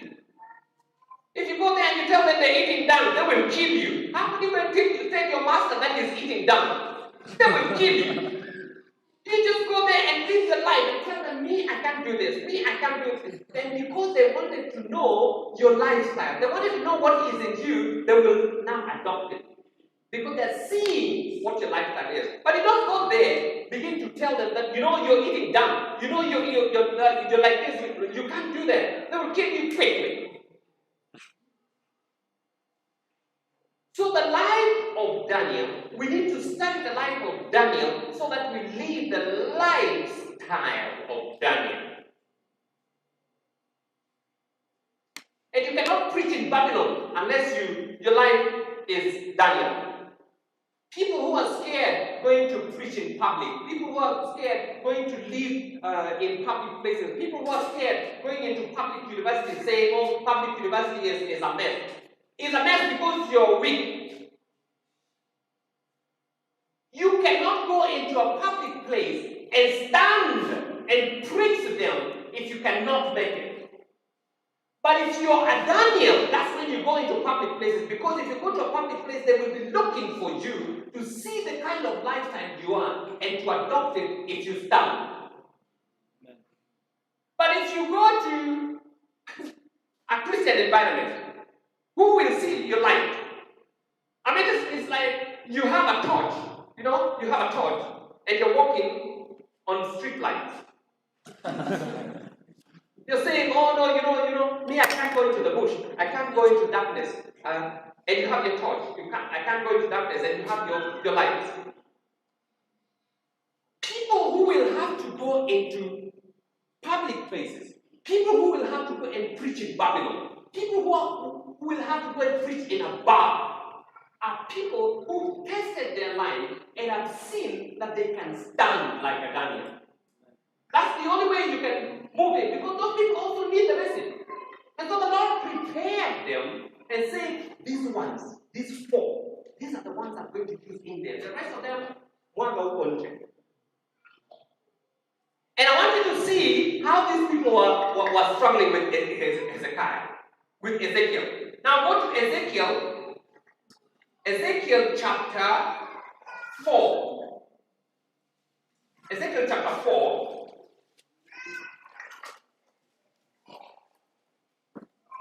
Ezekiel chapter 4. Actually, the story begins in Ezekiel chapter 2. I'm not going to go to Ezekiel chapter 2 because of time. But I want you to skip. In Ezekiel chapter 2 and 3, the Lord is actually talking to Ezekiel, telling Ezekiel how he wants Ezekiel to give the message. Okay? How he is going to give the message, he is going to be in the lifetime of these people. Just like on the other end, Daniel has been given a message. He is going to live the lifestyle of a Hebrew in order for the people in the hidden land to see that lifestyle, to adopt it. Now, on the other end, Ezekiel is being given a lifestyle that the children of Israel are living, so that the children of Israel would see what their lifestyle is. Okay? No. Before you go there, go to chapter 14. Let's look at Ezekiel 14. Ezekiel chapter 14, verses 14. Talking about Daniel. Ezekiel 14, chapter 14. Though these 3 men were in Though these 3 men, Noah, Daniel, and Job, were in it, they should deliver but their own souls by their righteousness, said the Lord God. Now, if you look at this, Ezekiel, who is here in Babylon, a contemporary of Daniel, who knows Daniel so well, and Daniel is in here, the Lord is talking to him about Daniel inside him. Can you see that? The Lord is talking to him. When he begins to complain about things, the Lord is talking to him about Daniel. There are only 3 people that God mentioned in the entire book. He says, number 1 is who? No. Number 2 is who? Daniel. Number 3 is who? Job. Only 3. Did not talk about Abraham. Did not talk about Enoch. Did not talk about David, a man after my own heart. Did not talk about all these other people, but talked about Daniel, who is in there at that time. Talked about Noah and talked about Job. And he said that these 3 men, they delivered their own soul by their own righteousness. They purposed to do it. And they purposed to stand, and they stood among the heathen. They were in the middle of hidden lifestyle. In the middle of the hidden life, but they delivered themselves. There's nothing like they got corrupted because, oh no, this is Babylon, oh, this is the city, oh, this is Nairobi, or maybe this is Meru town. Which other town, Nanyuki? Which other town, that is Mesikisi? Oh, which one? Kisumu? Migori? They did not care what was there. They knew that the Lord is here and I have to represent the Lord by what I'm doing, and so they delivered their own soul. Go to verses 18. Though these 3 men were in it. Though these 3 men were in it. He's repeating the same thing. Though these 3 men were in it. As I live, said the Lord God, they shall deliver neither their sons, they shall deliver neither their sons nor daughters, but they shall only be delivered themselves. Because the lifestyle you're practicing is not for your wife, is not for your children, is not for your neighbor, is not for your brothers, not for your sisters. You will have the lifestyle yourself. It is for your own self. It is for your own self. When you come out of this place here, you're the only one who will be counted because you believe that lifestyle. And Daniel, Shadrach, Meshach, and Abednego, each one had to live their own lifestyles to deliver themselves in Babylon. So you say that the 4 Hebrew boys, there were 4 Hebrew boys, but each one stood on their own. Each one. And that's why Daniel was a little different. The Lord picked on Daniel because Daniel was something else. Daniel was something else.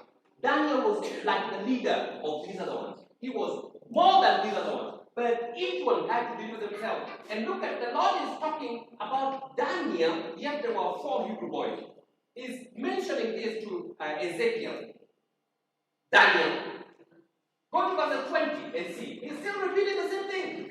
Though Noah, Daniel and Job were in it, as I live, saith the Lord God, they shall deliver themselves, not their sons, not their daughters. Now go to Ezekiel chapter 4. How do they deliver themselves? Go to Ezekiel chapter 4 and see something there. Ezekiel chapter 4. Thou also, son of man, take thee a tile and lay it before thee and portray upon it the city, even Jerusalem. So portraying the city Jerusalem. Okay, say it again.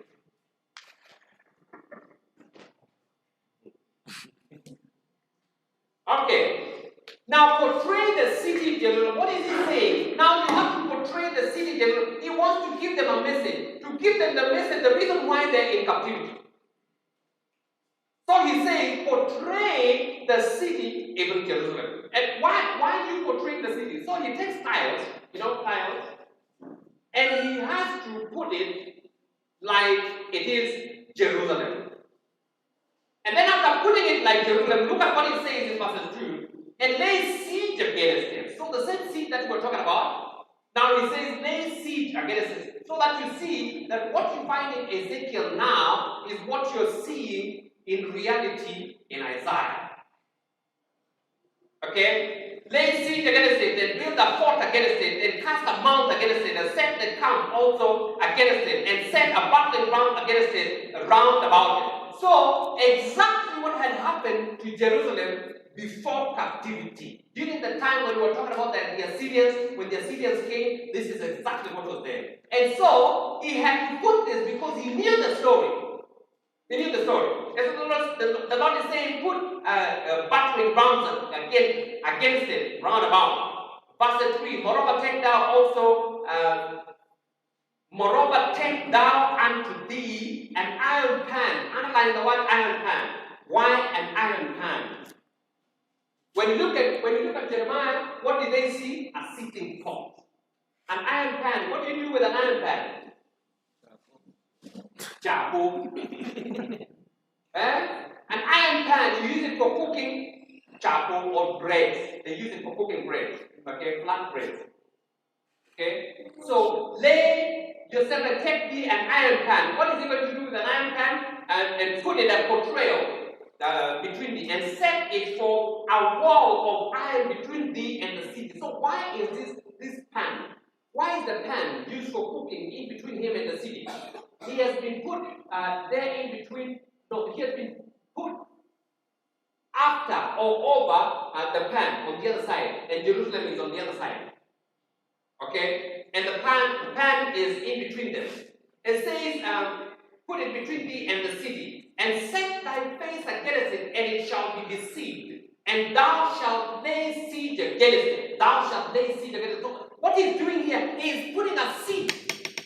Okay, he's put a siege so that nothing can escape from Jerusalem. Nothing can escape from Jerusalem. Jerusalem, whatever is inside Jerusalem cannot come out, and whatever is out cannot go in. He has put a siege. And what is there, a notorious thing that you're seeing there is an iron pan. Tells you that there's something about truth here. Now, if you go back to Jeremiah, you'll find a similar thing. When you go to Jeremiah chapter 6, Jeremiah chapter 6 gives you the same message. Talking about the enemy that is coming from the north. You know, it's coming from the north and it's coming with food to feed these people. Everyone in his own house, and they shall die. Jeremiah, sitting for. Okay? But now, come back to this one here, Ezekiel chapter 4. And then it says here, and thou shalt lay siege against it. This shall be a sign to the house of Israel. Verse 4. Lie thou also upon thy left side, and lay the iniquity of the house of Israel upon it, according to the number of the days that thou shalt lie upon it. Thou shalt bear the iniquity of the house of Israel. So what he was doing, he was actually carrying the burden or the iniquity of the house of Israel. And look that the iniquity of the house of Israel is found in a pan. The iniquity of the house of Israel, the reason why they came into captivity was not found in the Ten Commandments. It was not because they broke the Ten Commandments, it was because of the pan. It was because of the pan. That is why he's putting a siege. And the reason for the siege is a pan. So the message that he has from him to those people passes through a pan. You find that in chapter 2. If you go to chapter 2, he was told, take the book of a roll and take this book of a roll that has been written in it and eat it. After you eaten it, speak to those people. And what was there? The food that he was going to talk about to the children of Israel was full of iniquity. If you go to the end of chapter 2, the book was written, lamentation, mourning, and woe. What is that? What is lamentation? It's not a pleasant thing. What about mourning? It's not a pleasant thing. What about woe? It's not a pleasant thing. So it was written in this food. So that food contained lamentation, mourning, and woe. And this is what he had to communicate to the children of Israel. So the children of Israel on the other side in Jerusalem, and he's on this other end of the siege. And so he has to pass through. And then look at what he's saying here. According to the number of the days that thou shalt lie upon it, thou shalt bear the iniquity. Verses 5. For I have laid upon thee the years of the iniquity according to the number of the days. 390 days shalt thou bear the iniquity of the house of Israel. 390 days. How many times do you turn back and forth in the night before you wake up in the morning? When you're sleeping. How many times do you turn and then you turn? How many times? This one, he doesn't even know. How many times? You also don't know. How many times? No, you also you don't. How many times you turn back and forth? These men don't even know how many times they turn before they wake up in the morning. Let me ask ladies. Ladies, how many times do you turn? This side and that side, and this side and that side, and this side, before you wake up in the morning. Many times. Now look at this one here. He's telling Ezekiel that you lay on siege on one end, one side, on the left side. You lay on the left side for how many days? 390 days. 390 days. If you, one day, just one night, you cannot know how many times you turn back and forth, this side and that side, left and right. You don't even know. But for this one here, what a lifestyle. Compare on the other end, Daniel lived an excellent life in order for him to be liked. That is the kind of message that the Lord wants you to have, so that you don't face the other lifestyle.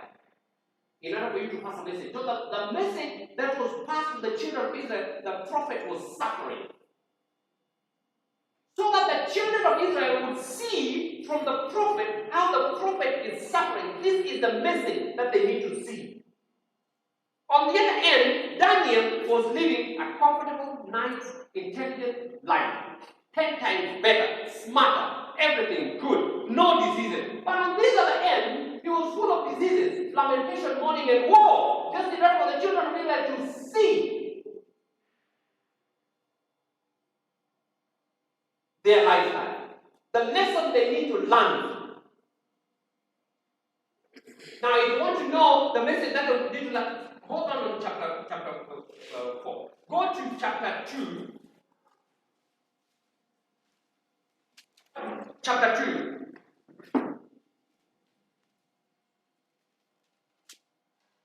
Verse 3. Look at verse 3.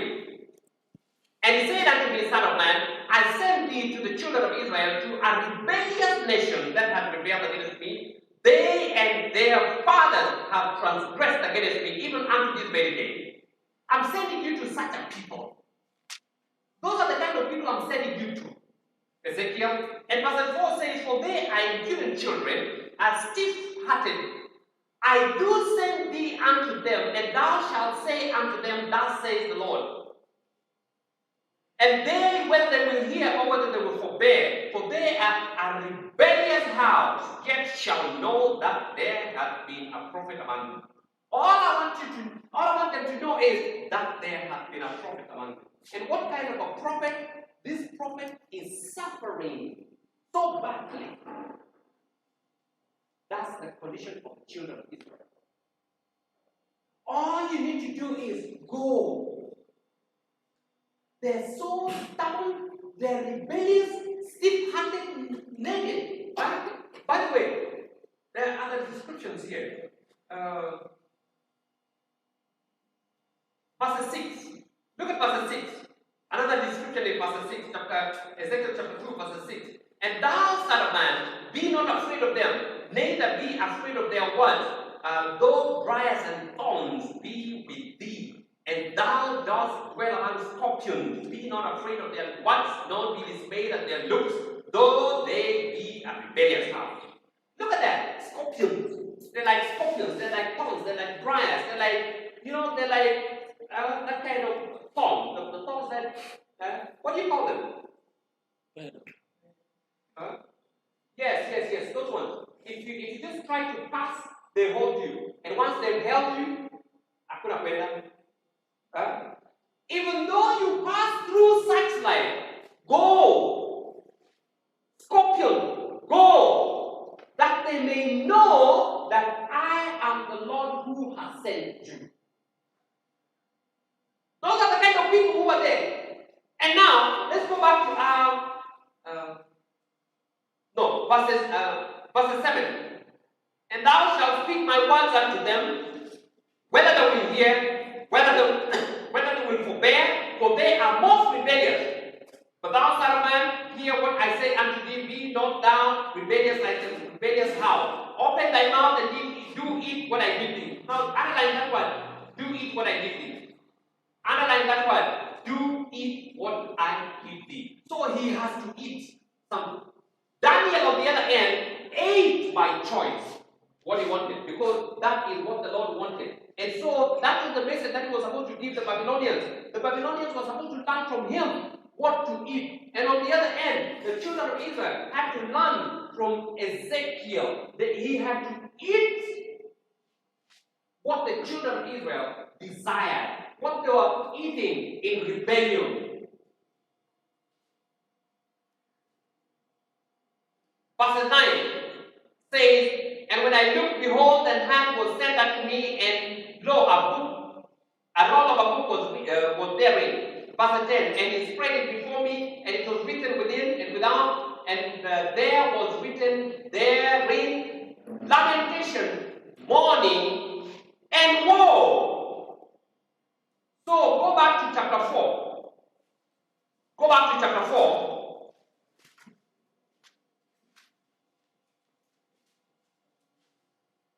We had read verses 6. And when thou hast accomplished them, lie again on the right side. Okay? Verses 5 was telling us how many days? 390 days. And now, after you finish that, you're told that thou shalt lay again on thy right side, and this time you shall have how many days? 40 days. In total, how many days? 430. What do you know about 430? Anybody? Where do you find 430 again? The children of Israel were in Egypt 430. The Lord has said 400, but it was 430. By the time they were leaving, it was 430. You look at this 430, it is so many places in the Bible. Why 30? Anybody? Why 30? What is this 30? Where is this 30 from? Anybody? Yes. Can you talk louder? Talk louder, or you give him a microphone.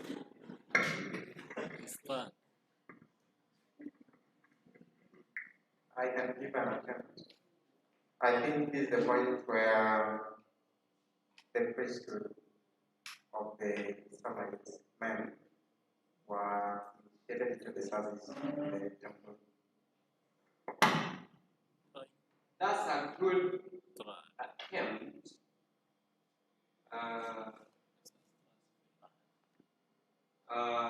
But no. No. Any other? This 30, when you study your sanctuary and you study Bible timeline, the 30 is counted on when Adam lived before sin. It was 30 years.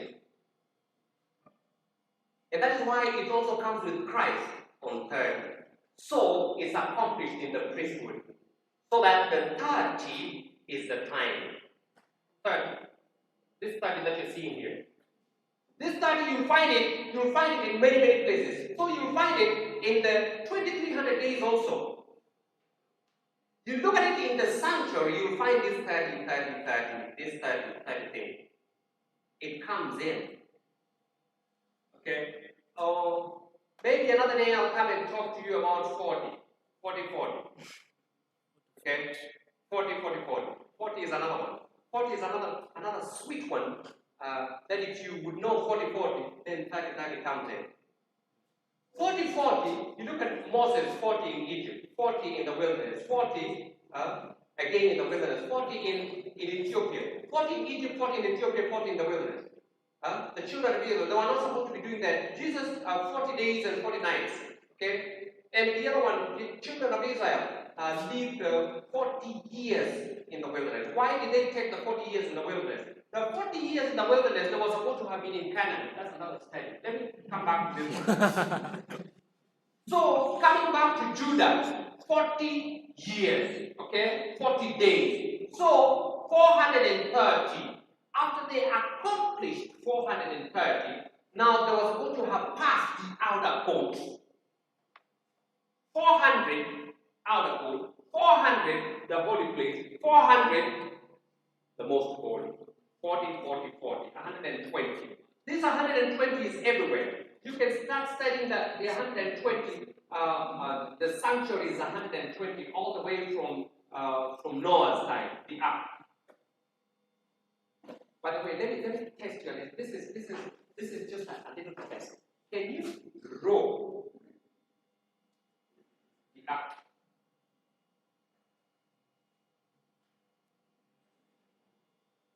Let me say, can you draw the ark? If you cannot draw the ark, you cannot get into the ark. And if you cannot get into the ark, there is no draw. Okay, let me give you specifications. Go to Genesis chapter 6. Go to Genesis chapter 6 and see, go from verse 14. I think it's from verse 14. Can somebody read? If you're an architect, do you have any architects here? Yeah. Where's an architect here? Here. Where? Elder. I'm interested in seeing how you draw it up. Let me give you specifications. Go to Genesis chapter 6, verses 14. Can you read? Read loud. I'll read for you. The elder. Who is another one with you? No, even if you fail, this is the kanisa. We are to talk. Yeah, civil engineers. What do? You construct. Yes, construction. Unaweka na unachora na unaweka. Sio ni wewe. There's another one. Another one ni nani? Wa guitar. Huyo wa guitar. Yes. Chukua kalamu na karatasi. Read for them. I'm reading for them. Yes. Read it loud. Each one, do. Our eyes are on you, but each one, we can help each other. Hata kuna mwalimu hapa. Make the ark of above. Make the ark. So, if you're an architect and the Lord is telling you salvation, this is salvation, you're going to save the whole world. You're going to save the whole world. So the whole world is in your hands, and you've been told this is how you need to make the ark. If you mess up,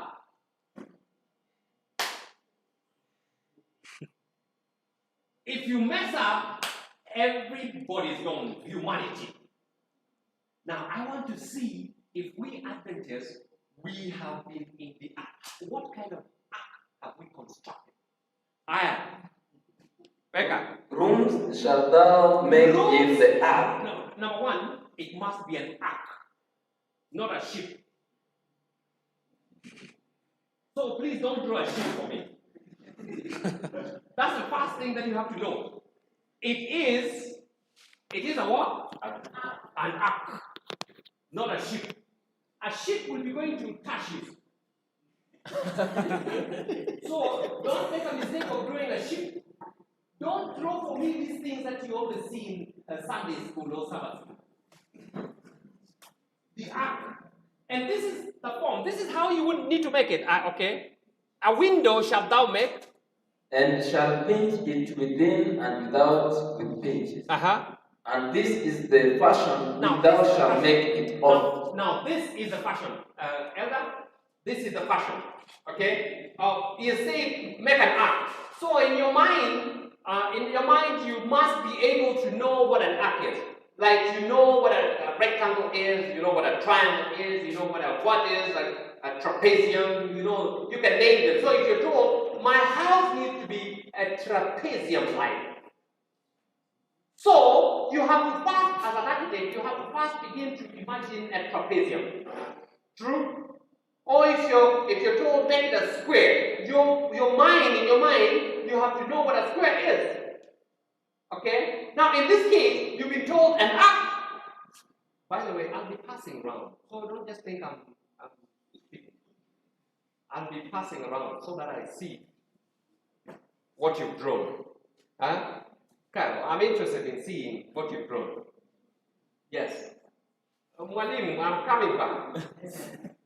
Wewe ndio mwalimu wa hawa wote ikiweza wao wote wanaenda. Okay. Hata huyu. I'm reading. And this is the fashion which thou shalt make it of. This is the fashion that thou shalt make it. The length of the earth.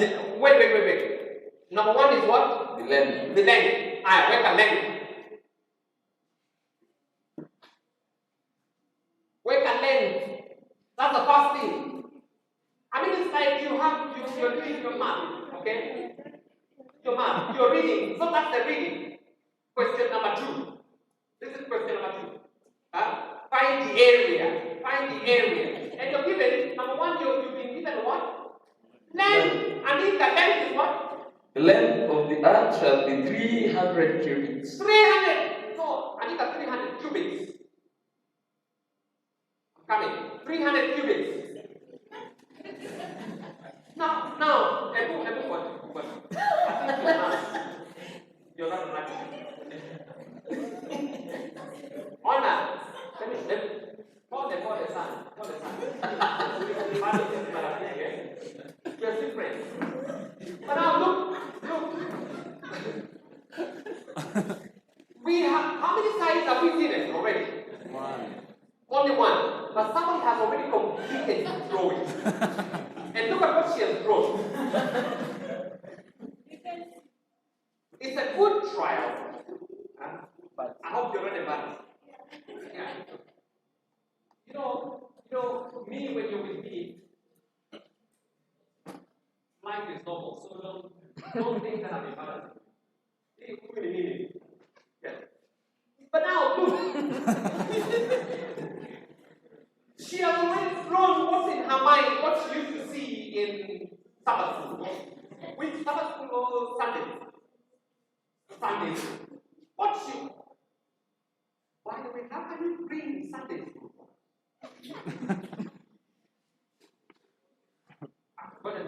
Abana, erase that one.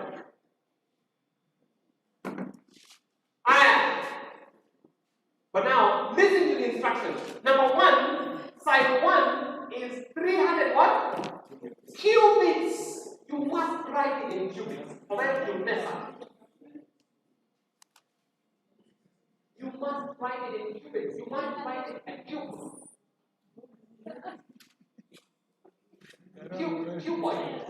Cubits. Okay, number 2. It says, the breadth of it. The breadth of it, 50 cubits. 50 cubits. You must write it in cubits. So put the breadth of it. 50. Oh. There's another architect. Huyu ametengeneza swimming pool. Nakuona? This is not a swimming pool. Hii ni swimming pool. How can that be an ark? Watu wengine wenye wanapicha hao watu wa Migori hao. Wewe wapi yako? Where is yours? Hata hujaattend. Yet you are the one throwing. I'm coming back. Oh. Let me see this one. Lete, hapana, lete. Mwalimu, ona huyu. Ona huyu. Huyu ametengeneza spaceship.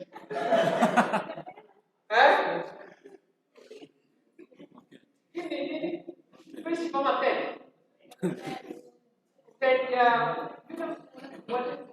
Picha naitwa na nipendwa ten. Hapana, it cannot be like this. Aya, wewe. Number 3. And the height of it 30 cubits. The height of it 30 cubits. Aya, tafuta. Find it. No. Give more instructions. A window shall thou make to the ark, and in a cubit shall thou finish it above. That instruction is key. In a cubit shall thou finish it above. You'll be given 3 sides, please. You've been given how many sides? 3. And you've been told it's in a cubit. In a cubit shall thou finish it above. And then one more instruction. And the door of the ark shall thou set in the side thereof, with lower, second, and third story. Shall thou make it. Yes. So it has to be the lower, the second, and the third stories. Each one is a cuboid. Each one is a cuboid.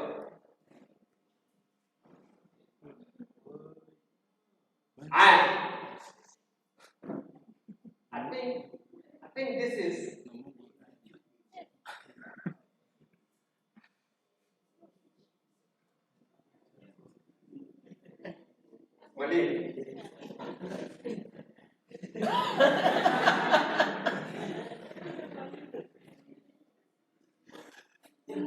now I think those who waited for instructions are getting somewhere. I can see them getting somewhere. Those who did not wait for instructions, they wrote what they carried forward from Sunday. And whatever you brought from Sunday school was a ship, not an ark.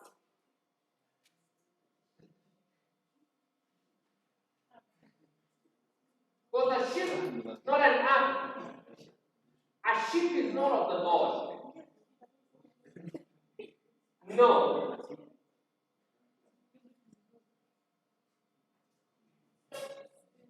Usifiche, hii ni nzuri. Hapana picha.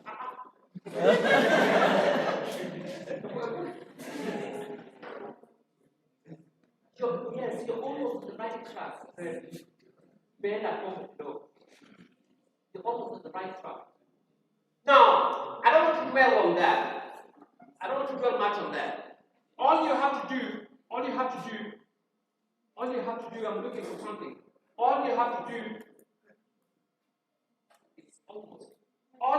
do is make a box. A box is a cuboid. In a cubit, that's why it is telling you, in a cubit shalt thou finish it above. You've been given 3 sides, meaning, what are you finding? That's not a rectangle. It's not a rectangle. It's not a square. You've been given 3 sides.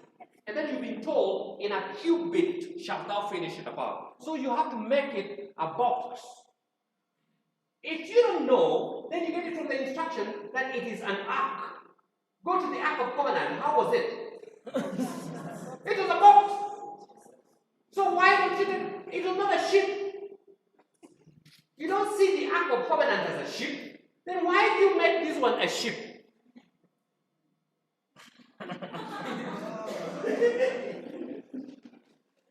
I don't know where the Sunday church got it from. And then we added, we just speak it and we adopt it and we teach our children like so. You cannot make the Ark of God like a ship. You will sink with it.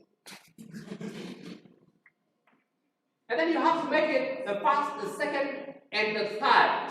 3 levels. The one we always see is a ship, and then we see a little box inside. It's not like that. That is so complicated. What he's saying here is that ark. How many places do you see the ark? There was an ark. The ark that is there in the Ark of Covenant. How was it? It was a box.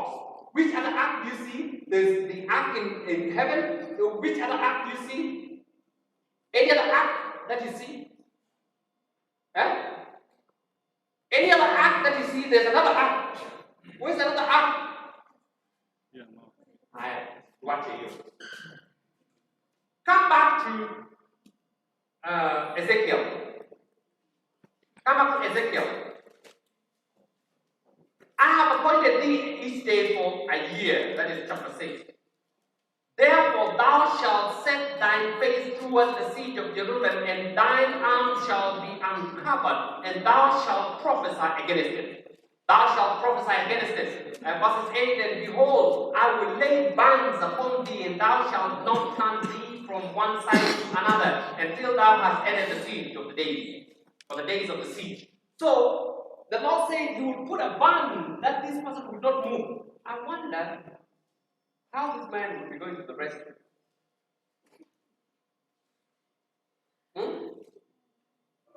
Where would the restroom be? Where would his waist go?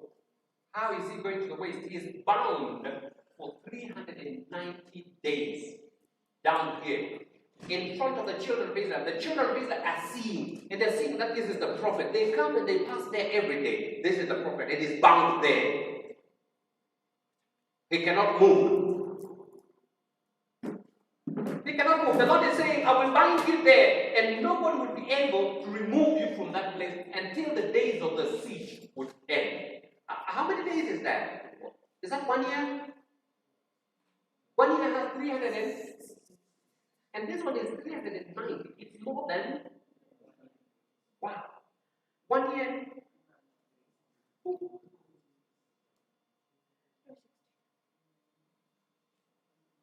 So, 1 year, 1 month.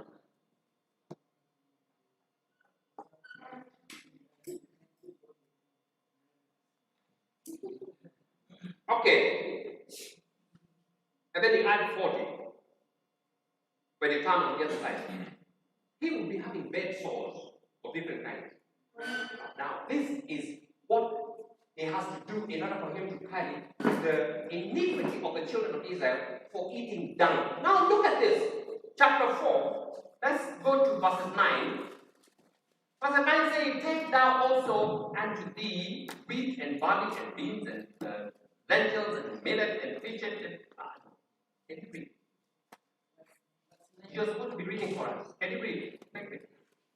Take a mind.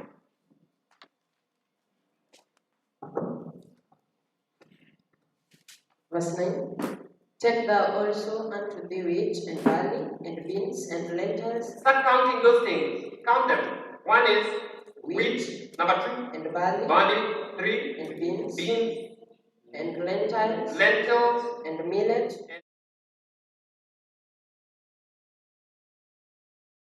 And make these bread, and make thee bread thereof, according to the number of the days that thou shalt lie upon thy side. 390 days shalt thou eat thereof. So each day,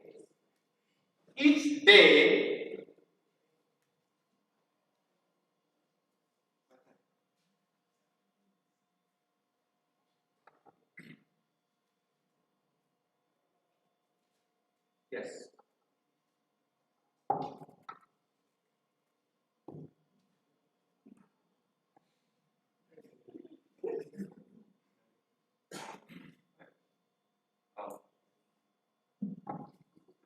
No. It is reminding me time for questions. So prepare your questions. Okay? Either you can write the questions and bring them, or you can, whichever way, you can ask them directly and I answer, or you write the questions, bring them, whichever way that you, if they're my questions, I will answer. If I have questions to coming back to answer, If you want me to answer for her, I can answer for her. Whichever way you want. I'm comfortable. But let me just finish this one here. I don't know if can you see this kind of bread that he wants to eat for 390 days? You gonna need it? Wheat, barley, beans, lentil, and then make bread out of it. Go to verses 12. And thou shalt eat it as barley cakes, and thou shalt bake it with the dung that cometh out of a man in their sight. Now, is it true that the dung was being mixed with the bread? True or false? Some Bibles say that it was used as fuel. Now, some Bibles say it was used as fuel because they've not read the story of this eating dung. That would not be consistent with Jeremiah, Amos, Isaiah.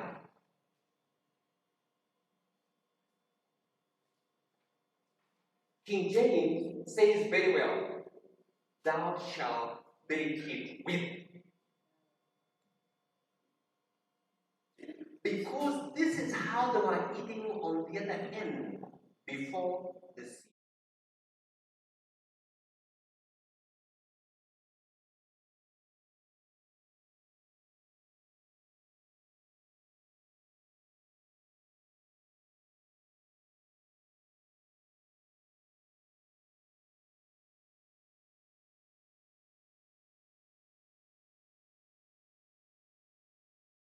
For you now, this is what you eat. So that you see your lifetime. You're saying for tomorrow we will die. We just want to eat the way we want to eat. Tomorrow we will die. Okay, tomorrow you'll die. For 390 days shalt thou eat it in their sight.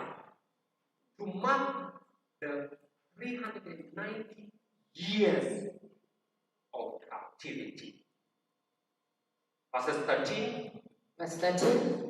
And the Lord said, even thus shall the children of Israel eat their defiled bread among the Gentiles, whither I will drive them. Exactly. Now compare. Who do you want to be like? You know, this is why most of our people, we don't want to read the book of Ezekiel because we know what we're eating. We know that it will rub us the wrong way. We want to go to Daniel because Daniel was just a choice. This one was compelled to do this. If you have to preach to these people, the children of Israel, this is what the Lord is telling you to go through so that you be an example to them. It is horrible. Horrible. Horrible.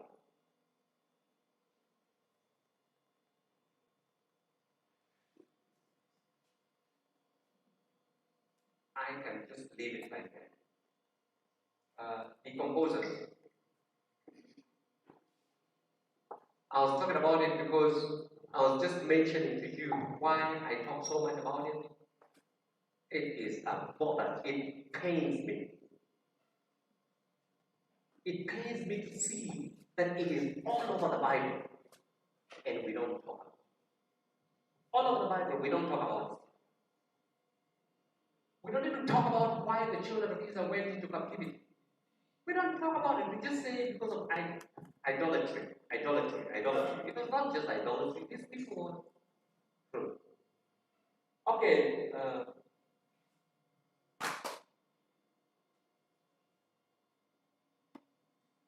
I just want to mention this for those who are eating fish, so that you see that fish is most polluted.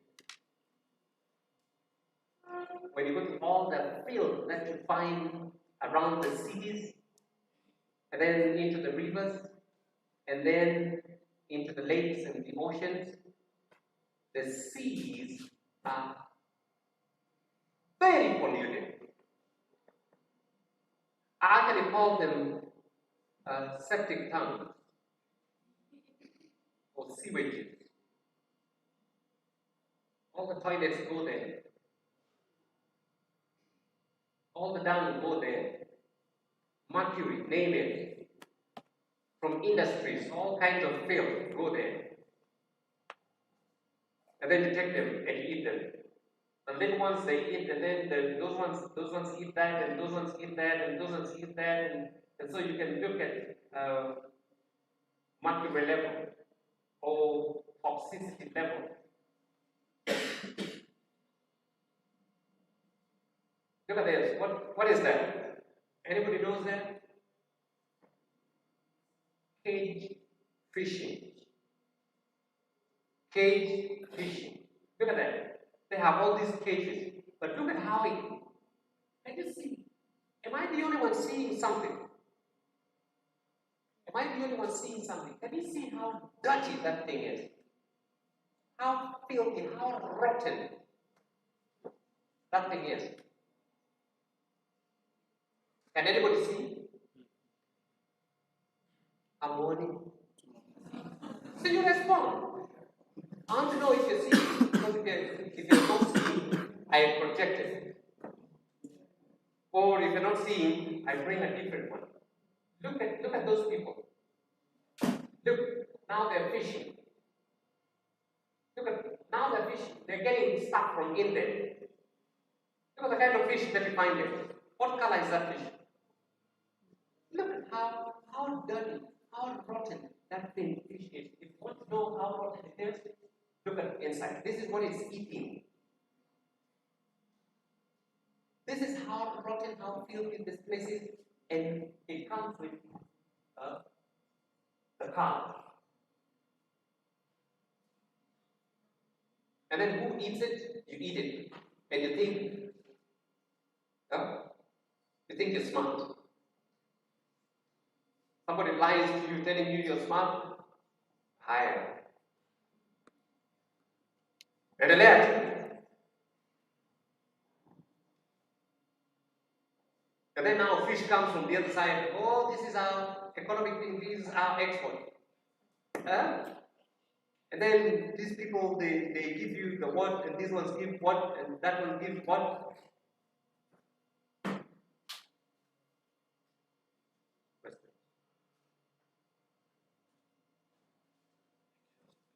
Those who eat flesh are eating grains and vegetables at second hand.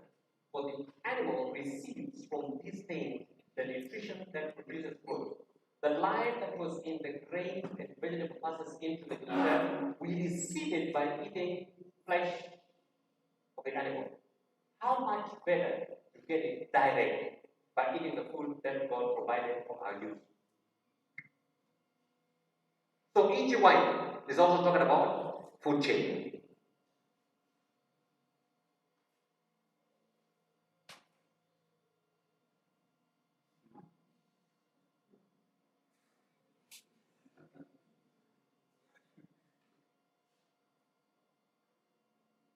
I'm not going to talk about those ones. I will talk about them at some point later. This one is a very nice and good, powerful presentation. But I wanted to talk about this, and the Lord led me into the other one. It was not a mistake that I talked about Ezekiel and Daniel. Okay? The 5 diets of the Bible. Man's original diet. Genesis chapter 1, verse 29. What's in a seed and why God gave the seed. Okay? So that you multiply. You go to chapter 1, verse 28. You multiply. Be fruitful and multiply. Be like a fruit. Then you multiply. When you eat the fruit, you become fruitful and you multiply. Because there's life in it. There is life. And you can see life in it. You can see an embryo. So when you eat it, you get life. And you continue with life. Second, that. And to Adam, he said, because you have eaten the voice of your wife and have eaten from the tree of which I commanded you, saying, You shall not eat of it. Cast in the land of the sick, and in toil you shall eat of it all days of your life. Both thorns and thistles it shall bring forth to you, and you shall eat the herb of the field, the green of the vegetables. So the second food was actually vegetable, the leaves. Okay?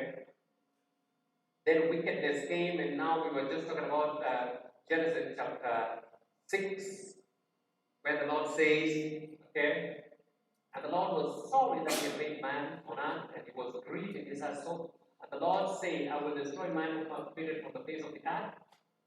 Noah was a just man, perfect in his generation. So if you look at this verses 2 to 3, you'll see that God actually had pronounced and said, man shall live for 120 years only.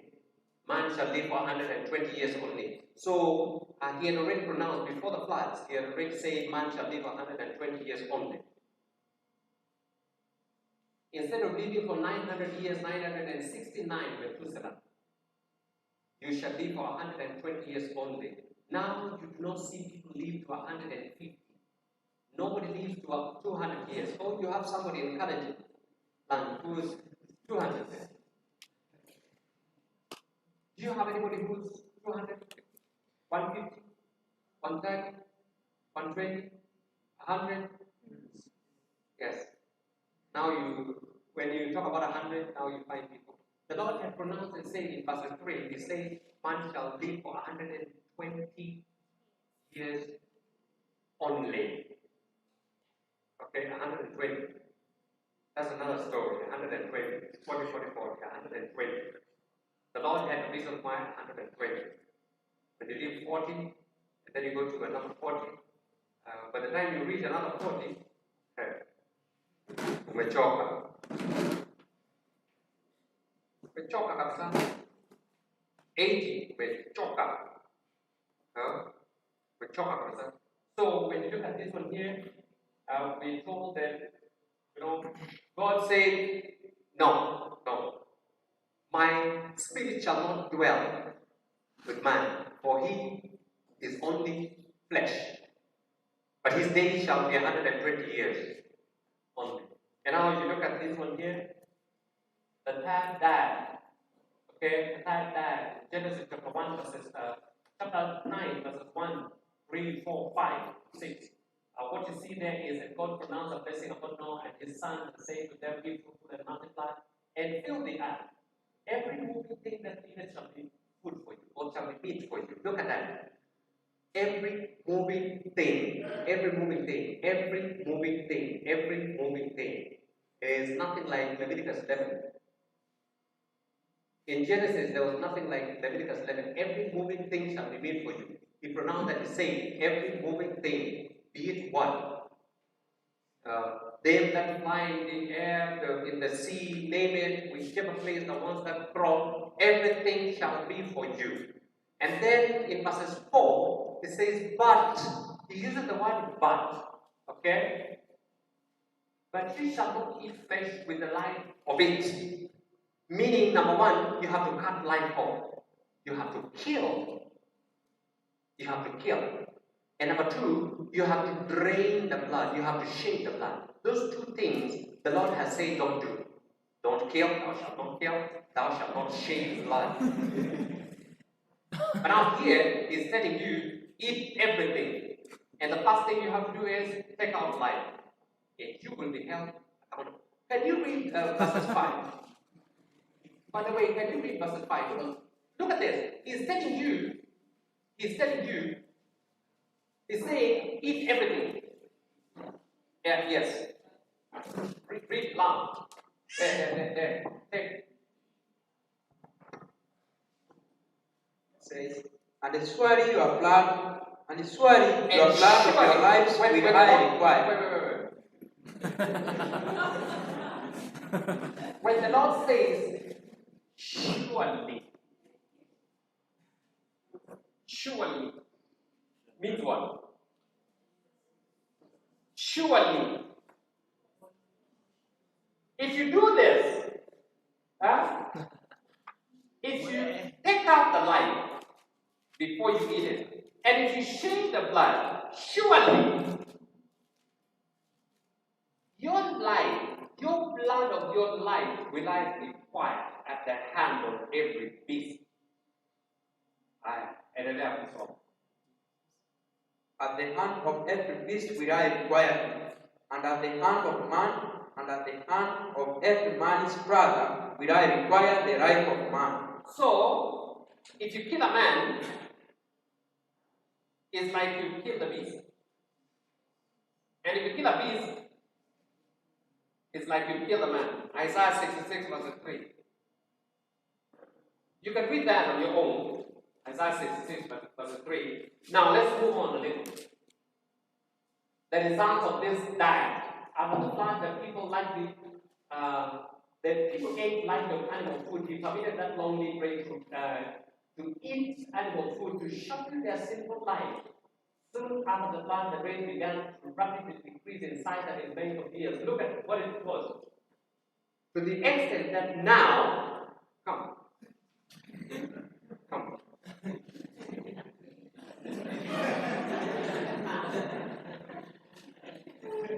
Now look at us.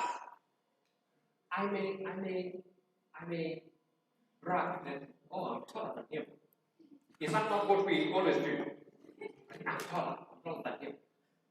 When I say I'm taller than him, if you bring the Sudanese here, where would I be? And if you bring Adam with the Sudanese, what would the Sudanese say? Adam,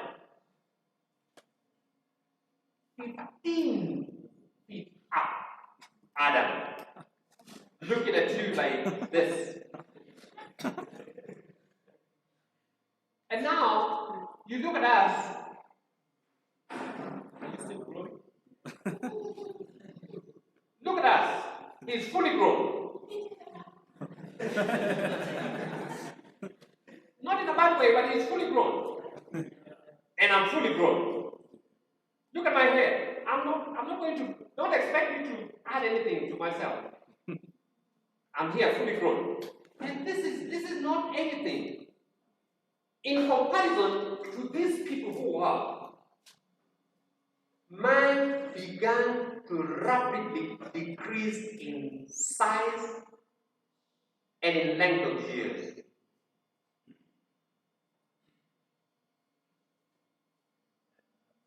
Because of Genesis chapter 9. Wewe ukitaka kula nyama ukula tu, lakini you know the result. Alisema kula. Nataka kula. Okay? Look at that. Today, 70. And look at where 70 is.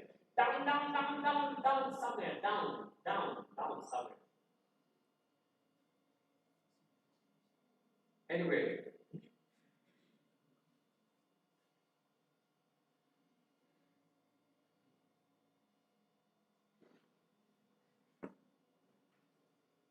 The Lord intends to bring his people back to live upon simple fruits, vegetables, and grains. He led the children of Israel into the wilderness where they could not get a flesh diet. And he gave them the bread of heaven. Man did eat angel's food. So intention, the Lord intends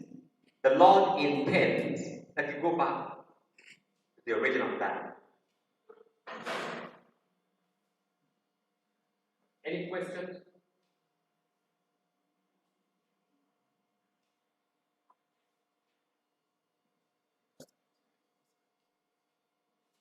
Any questions?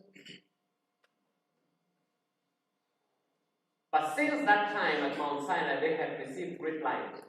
Furthermore, they had covenanted to accept Jehovah as their king and to obey his authority. Their murmuring was now rebellion, and as such, it must receive prompt and signal punishment if Israel was preserved from anarchy and ruin. I want to answer questions.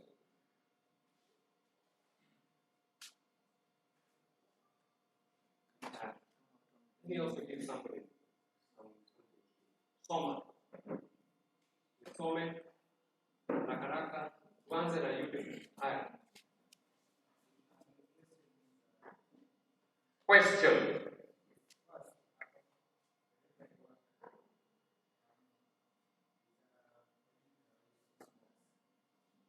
You know, I'm not getting it. Thank you. No. I'm saying it's a political smokes. So when Can you be louder? You have a microphone. People want to hear what you're saying. now, can you get it? Yes. Now listen, you people. The reason why I do that, why I want you to ask from the congregation is for the benefit of everybody. It's not only for you. If it's for you, you come for private consultation. But if you ask it there and then I respond, it's for the benefit of everybody. So be audible. Okay, fine. I'm saying this colleague who smokes wherever I work. And so whenever I ask him why he does that, or when I tell him if it doesn't help, then he says, we shall die eventually. Just says, we shall eventually die. So I don't know how I can be able to help such kind of a person. What's the best approach that I can take to help him come out of smoke? There are many ways of dealing with such a case. Okay? Number one, you must win their confidence. Because that is somebody who's doing a lifestyle or behavior in rebellion, in denial. That is somebody who's doing that in denial. And that is somebody who does not know what he's talking about. He's saying it maybe out of anger or something. What we're told that Jesus did with these people, they had to win their confidence. That's number one. Win their confidence so that they can trust what comes from you. They can trust your word. They can trust what you're saying. They can trust that you have something good for them. You don't just go, I want to help you. Get out of smoking. You won't. You can't. Hata hao watu wenye wanakula nyama hapa, ukija na wewe tu mwambie acha kula nyama. Unajua wewe ni mwadventista uache kula nyama. Hawataacha. Wanasema si Abraham alikula nyama. Sijui nani alikula nyama. Si Jesus ate fish. That's a common answer that I get from these Adventists. Hawa. Yesu alikula nyama. Na alipeana. You know, unless you be with this person so that this person can digest what you're telling them, hautawasaidia.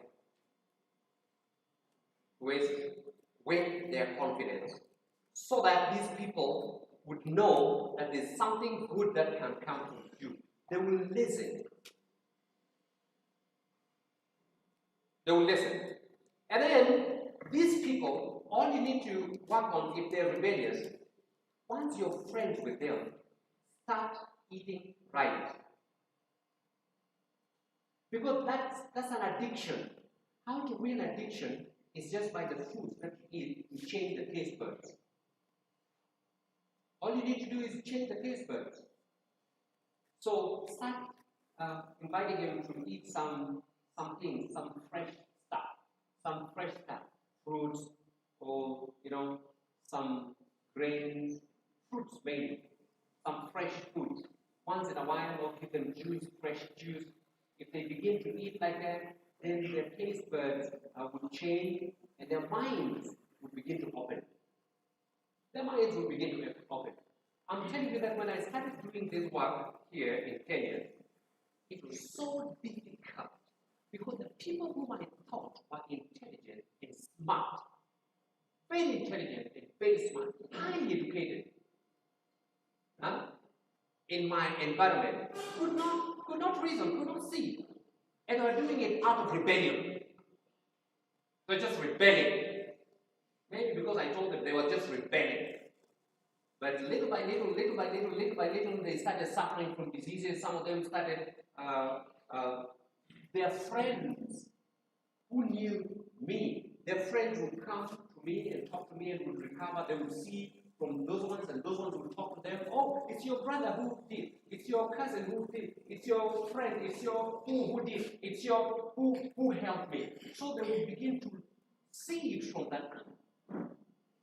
You may not. You saw the way I was showing you. Isaiah was sent. Hosea was sent.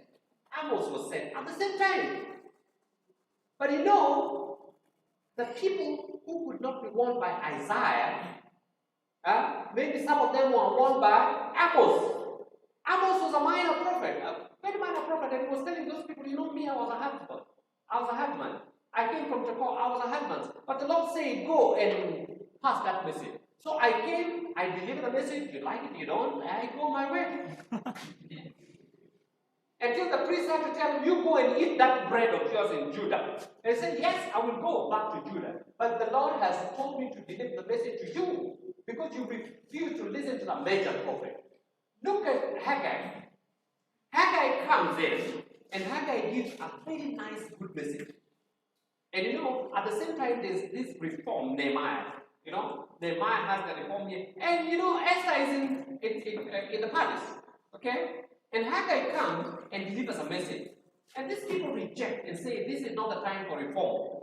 Where are you coming from? This is not the time for reform. And he's saying, this is the time for reform. The Lord has said, now is the time for reform. And because they rejected, 2 months later, just exactly 2 months later, he brings in who? Zechariah. Now you look at Zechariah, this message comes in 2 months later, and it says you have to listen to what you were told by that other prophet. So it may not be you. Don't think that it's you who has to win him. You may just go there and plant, you know, no, you may just go there and weed. No, not weeding, dig. You may dig, because that ground is still very hard. The way you're talking, you're still very hard. It's like, just like maybe you're going there, you cannot go there and plant. You cannot go there and plant. What you have to do is go and identify. You've already identified, and you see that this place, maybe you have a hole and it needs a plow, and maybe a plow, a tractor plow. You do not go there and start plowing. You can start digging with your hand. Identify and tell somebody who has a what? A tractor. Please come and do this for me. And then little by little, until the day will come when you'll be able to scoop it with your hands and talk to this man who is a smoker.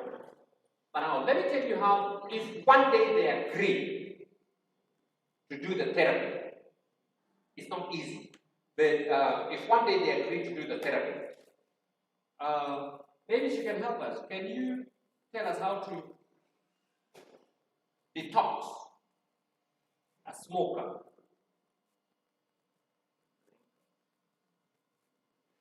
Detoxing a smoker. I mean, if you're busy, I can tell it, but I give you the benefit of return. Okay. For addicts, like smoking or alcohol, one of the things that makes it difficult to stop is because their cells are used to it, even their cells. Yeah. Now they demand for things. That's why, like you can see they have poison inside. That poison inside calls the poison outside. Or the devil inside is calling the devil outside. So one way of starting out is there are some therapy techniques that helps to excrete excess hydrotherapy, water treatment. Yeah. In essence, it makes them sweat out. Yeah. But there's a specific one which is very good for addicts called the wet bath. Yeah. So you actually rub them. There's a technique, yeah, but it helps to pull out a lot of the nicotine or wet sheet path. Wet sheet path. Write down. Wet, or moist. Water treatment.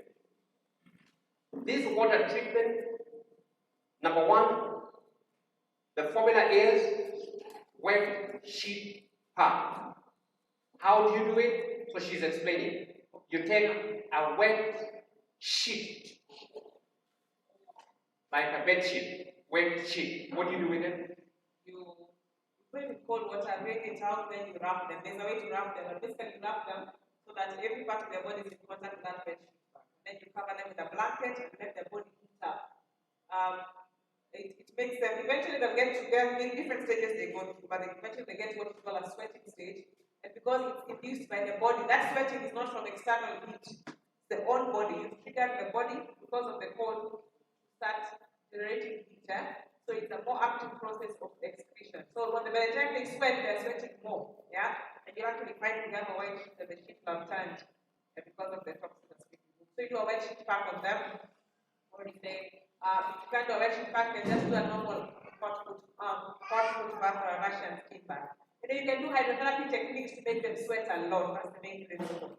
So it reduces the load of poison inside, so they have less desire for that particular item that is destroying. Yeah, that particular life-destroying habit. Yeah. So that's one. Of course, diet comes in. Most of things that are addictive, the gateway to addiction is alcohol. And you find that things that people are addicted to are usually fermented. Whether it's tea, it's fermented, coffee, it's fermented, cocoa, it's fermented, tobacco is fermented, yes? So it's actually the key to addiction. So a lot of times, they're helping someone stop smoking, but they're still giving them fermented things. So the poison still remains. So they might dry for a little time and then they go back. So remove those things, the other gateways to addiction. So that you know they're now using a lot of vegetable salads in order to alter their tongue. So you replace what they take with a lot of fresh kachuban, so that their tongues now start getting used to that normal things. Yeah. The other thing is the mind. They'll have to go through a hangover. That's one thing. Most of them, for about 3 days, they have serious hangover. Even if someone who's been tea, just tea, yeah, they'll say I get a headache the first day, the second day. So pre-inform this, if you inform them earlier, they are prepared. So you tell them, if you pass through those 3 days, they'll be bad. But those 3 days, yeah, and they need peer support for those 3 days. But when they have that urge to say, when you put your child, they're there to give them either water. So that peer support for that particular period of time, and even longer. Because one of the things that retards most addicts, sometimes they may break from the habit, but they go back to their previous friends. Yes? And then that's how they lapse. So apart from helping them in the critical time when they stop, the first 3 days are difficult. So they need to be there with them to hydrate them thoroughly, to give them things like charcoal to absorb the toxins, and then thereafter to give them a peer support network so they can breathe. Okay. And the other one is just plain hot fruit bath. If you do plain hot fruit bath, I think you already know how to do hot fruit bath, makes them sweat a lot. The other one is just steaming, regular steaming. If you give them regular steaming, that also will help a little. You can also do sauna. You can do sauna, you can do jacuzzi so that they sweat. The main reason for doing all this is to make them sweat. So by sweating, they remove toxicity from the system. Okay, another one. Can you read loud? So question 1, why did God introduce me then to remove it? Why did God introduce meat? Okay? Why did God introduce meat?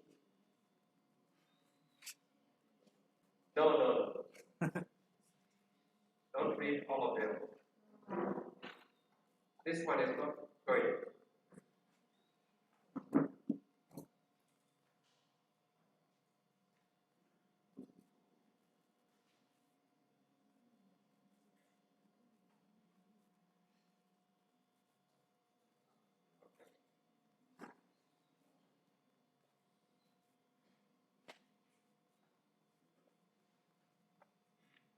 Can you go to chapter 6?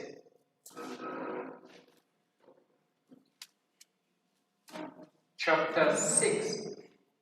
I'm just reiterating again because we already went through it. We're just going through it again, pressing the point because we already went through it. Chapter 6. Can you read chapter 6, verses? Yes, go to chapter 6, verses 2, no, verses 3. And the Lord said, My spirit shall not always strive with man, for that my spirit, please take note of that. For the Lord said, my spirit shall not always strive with man. for that he also is flesh. For he is also flesh. Yes, his day shall be 120 years. His days shall be 120 years. So begin with verses 1. Verse 1 says, The reason why I'm bringing that is for you to see that the Lord has already said,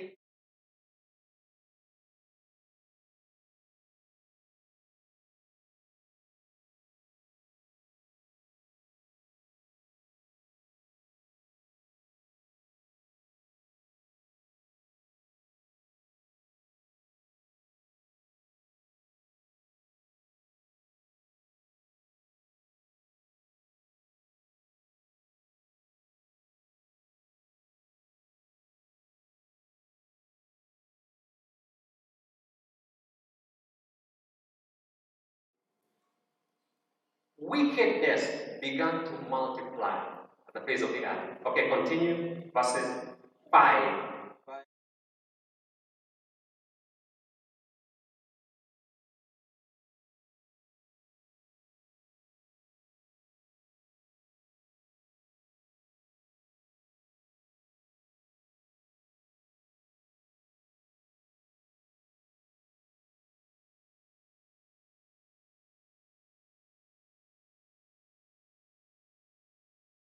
That these people, Noah was living at a time when wickedness on earth had never been like that and will never be. From SDA Bible commentaries, had never been and will never be. It reached a peak, and the Lord said, This has gone too far. This has gone too far. Every imagination of the thought of him was only evil continually. And so the Lord said, I will destroy man whom I have created from the face of the earth. Continue reading it. And it repented the Lord that he made man. And it repented the Lord that he had made man. Look at that keenly. For whoever asked that question, why did God introduce meat and then withdraw it later? And it grieved him. It grieved him. So it grieved the Lord that he had made man. Because man was only evil continually. Even though God would talk to him, he was only evil continually. So rebellious. And the Lord said, I will destroy man. I will destroy. Underline that word. I will destroy. Underline it again and put a mark, maybe different colors. I will destroy, because man was only evil continually. And so he brought the floods. Okay? And after the floods, how many people were saved? 8 people were saved in the ark. And so go to chapter 9. That's now when you go to chapter 9. The rest of the story that you find there in chapter 6 and chapter 7 is all about the floods. These are the generations of Noah. Noah was a just man and perfect in his generation. So if you go to chapter 9, not verse 9, chapter 9. Say, and I, behold, I establish my covenant with you. Chapter 9, Genesis chapter 9. Verse 1 says, Yes. And God blessed Noah and his sons and said unto them, Be fruitful and multiply and be fruitful and multiply. The seed of humanity that was carried forward, the Lord still wants it to grow. But the Lord said, man is so evil. and He wants to shorten their sinful life so that in their sin they cannot live too long. Are we together? In their sin, they cannot live too long. So you would live the short if you're sin. But if you're righteous and doing what the Lord wants, you may live long.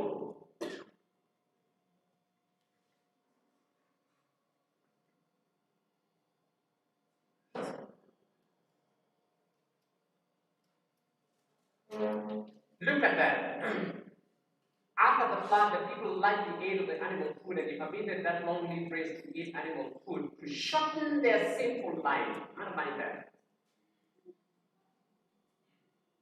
Flesh was only to shorten sinful life. People who are in sin, sinners.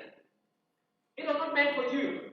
It was not meant for righteous people. It was not meant for people who are waiting for Jesus' return. It was not, because the original life in a perfect environment in the Garden of Eden, it was not there.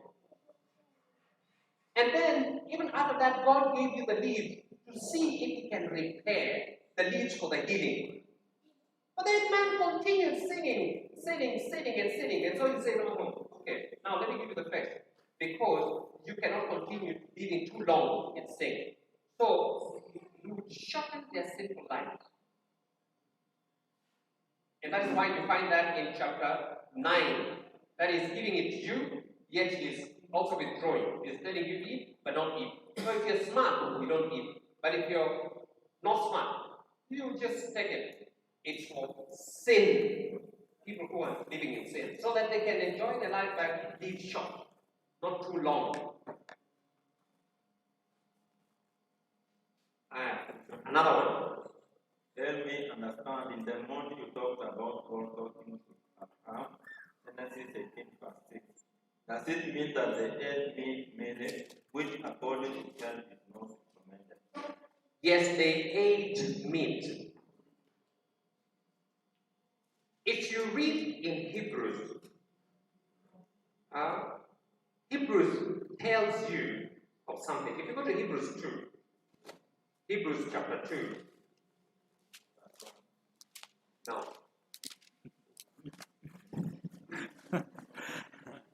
Verses 14.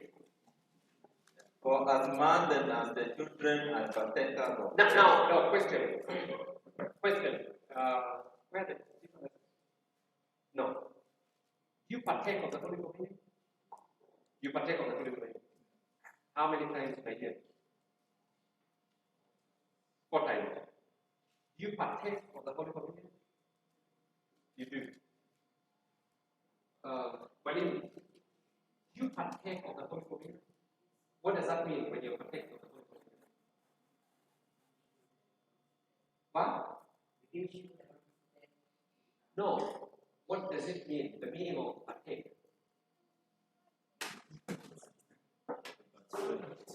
You participate, meaning you eat it. Okay? Huh? Okay, can you read it? For as man then as the children are partakers of flesh and blood, he also himself likewise took part of the same, that through death he might destroy him that the power of death, that is the devil. Question. Who was Christ in Hebrews? In Hebrews chapter 2, chapter 3, chapter 4, who was Jesus? Son of Man, yes. But what is Paul describing the Hebrews like Jesus? Yes. High priest. Thank you. He's a high priest. And Paul is talking to us so that we understand why the high priest had to partake of the flesh just like the other sons would be partakers. He was a high priest just like any other high priest. And in the sanctuary, who would be eating the flesh?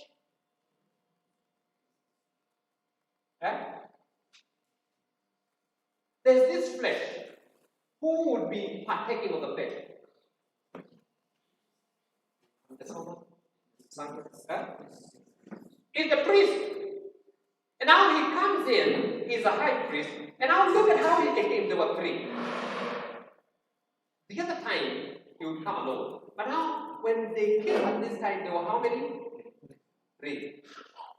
The three stood for what? Because if you look at Jesus, when Jesus came during Transfiguration, how many people were there? Three. So, who represented what? Was there a representation? And you always talk about it. So, who represented what? Elijah represented what? And then who was also there? Represented what? And the other one was who? Represented what? What did Jesus represent? If this one represented those who will go to heaven without seeing death, and this one represented those who will go to heaven after dying and resurrecting, what about this one? Anyway, each one represented something. Now, what about the three men? You saw the three men. These three men came and they were going for judgment.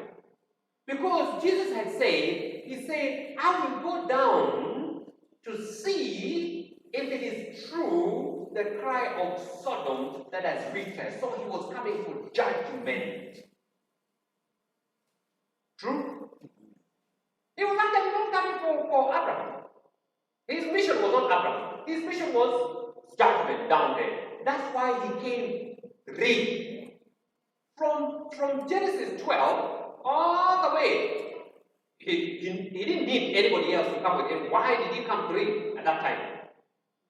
Can you tell me who represented what? What did the first one represent? What did the other one represent? What did he represent? For him, we already know.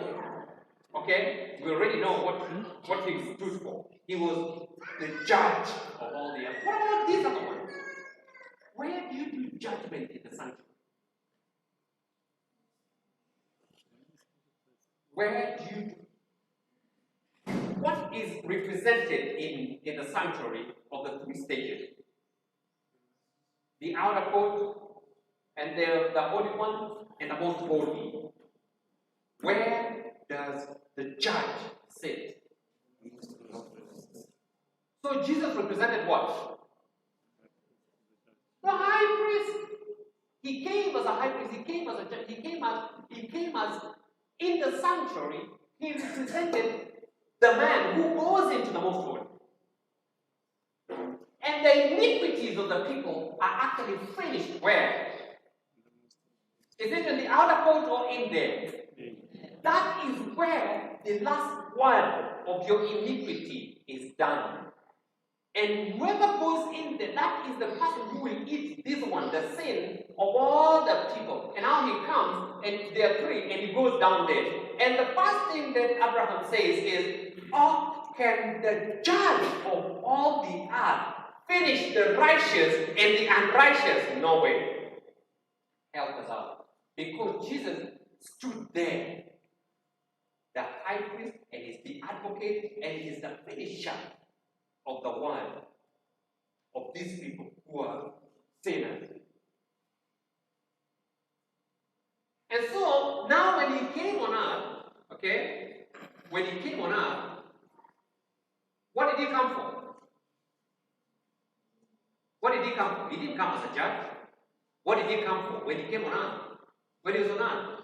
You know, when he was on earth, before he died, what did he come for?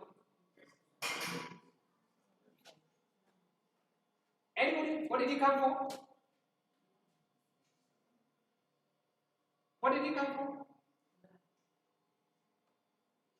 To seek and serve. Okay, now consider that Paul is saying that when he came, he partook. He partook of the word. And if you look at Hebrews, Paul is describing this man as a priest, high priest, and compares him with whom? Melchizedek, the high priest. He's a king, he's a judge. He's a king, he's a judge. He's a king. And so he partook, just like the high priest would partake. that he may destroy what? What did he say that he may destroy what? Him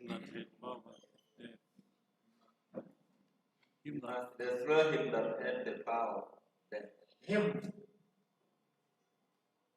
How would you destroy evil?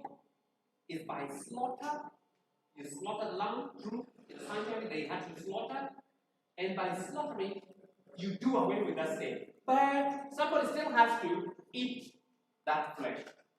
Who was to eat that flesh? The high priest.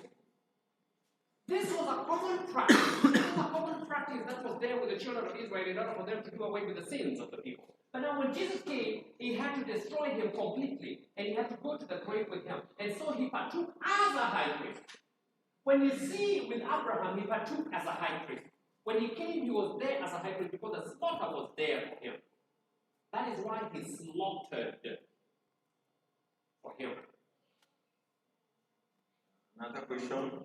Is there provision or replacement for milk and eggs that I shouldn't take? What? Is there what?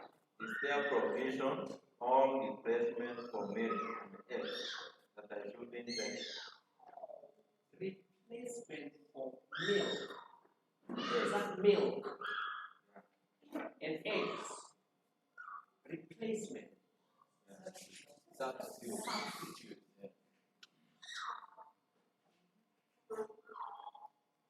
Who is asking that question?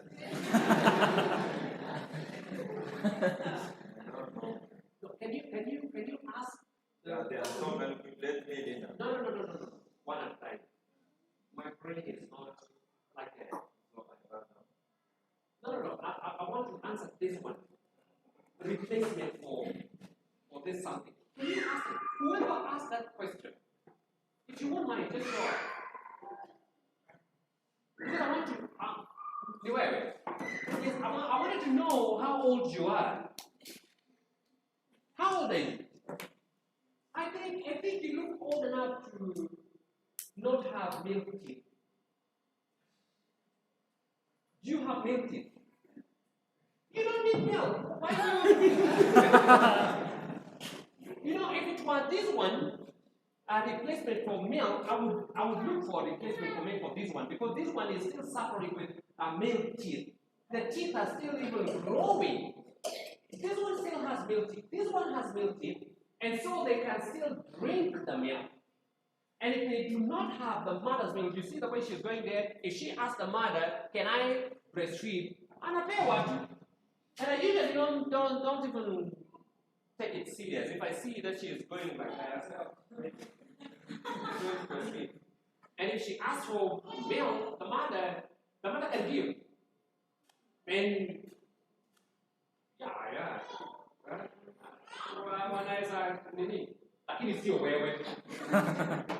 Never go to any woman looking for milk and telling them, like these girls, I didn't even milk maziwa.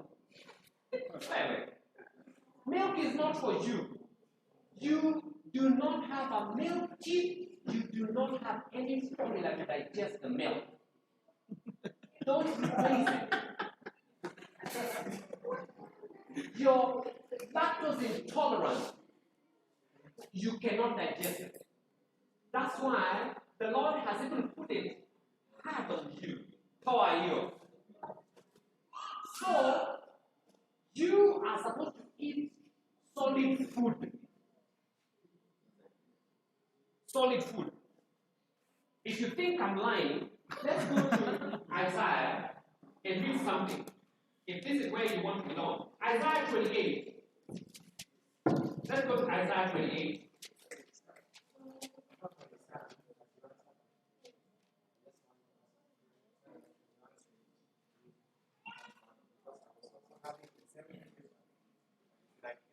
Can you give this guy a microphone? Because I can hear him, I don't think you're hearing. Can you hear or understand? I just want to confirm on the same as you answer, because I've also met such question. And from my concept, I would ask that question because I find that a situation where a mother is not existing and maybe a child is left with maybe somebody who at point cannot breastfeed the child. So in that situation, I was asked, and I was defeated on how to give an answer. No, but the alternative for this child, yes, kwangu mimi nilikuwa sihitaji maziwa.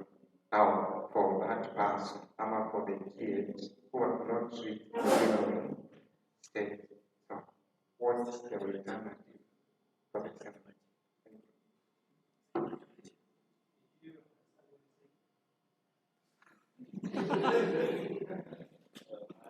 I heard about the alternative if the mother had a connection. What is the alternative? Or if the mother ameacha kunyonyesha mtoto, meaning the baby is still breastfeeding, but an alternative for the baby. Yeah, those are two different questions. Okay. I want to answer you differently in this. Can you look at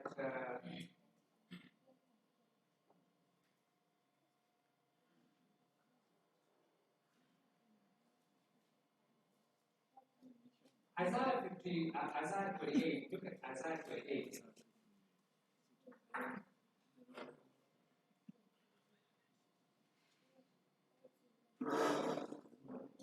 Are you in Isaiah 28?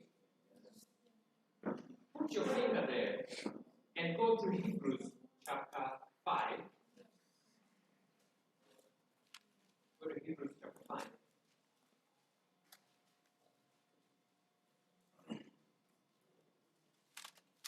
In Hebrews chapter 5, we're going to take an example of Jesus before we go to Isaiah. An example of Jesus, talking about Jesus, the same Jesus who we are talking about in his lifestyle, in his adoption of his lifestyle. Go to chapter 5, verses 7. Who in the days of his flesh, when he had offered up prayers and supplications with strong crying, tears unto him, and was able to save him from death, and was asked that he, though he was a son. Though what? He was a son. Yes. Take an example, wait. Take an example. Some of your people anachambua huyu. Though he was a son, what do you mean by a son? A son means what? A male child. Okay? A male child. So we want to look at this person from male child. Though he was a son, continue. Yet learned he obedience by the things which he suffered. Yet learned he obedience by the things which he suffered. Meaning, he learned just like any other child can learn. A child begins to learn obedience from when the child is born and lives the life like everybody else lives the life. And so they begin to learn and be obedient. So he passed through the same thing. And the thing. Wait.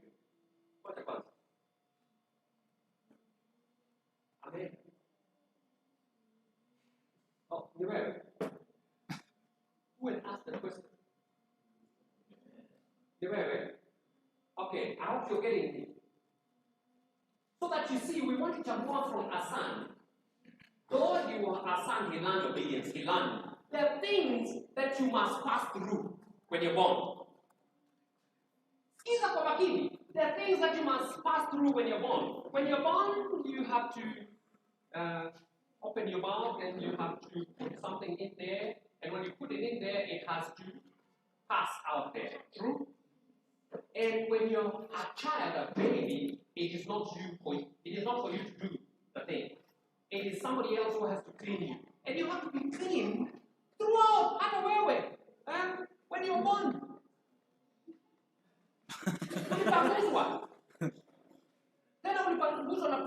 The parents, when they look at you and when you rebel at home, they tell you, my son, when you are little, I used to wipe you. That's the terminology they use. I used to do what? Wipe you.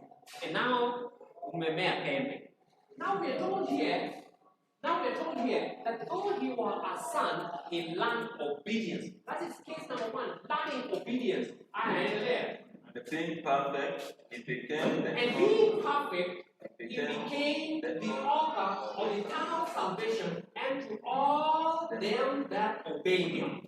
Okay? This is the son. Okay? Verse 10.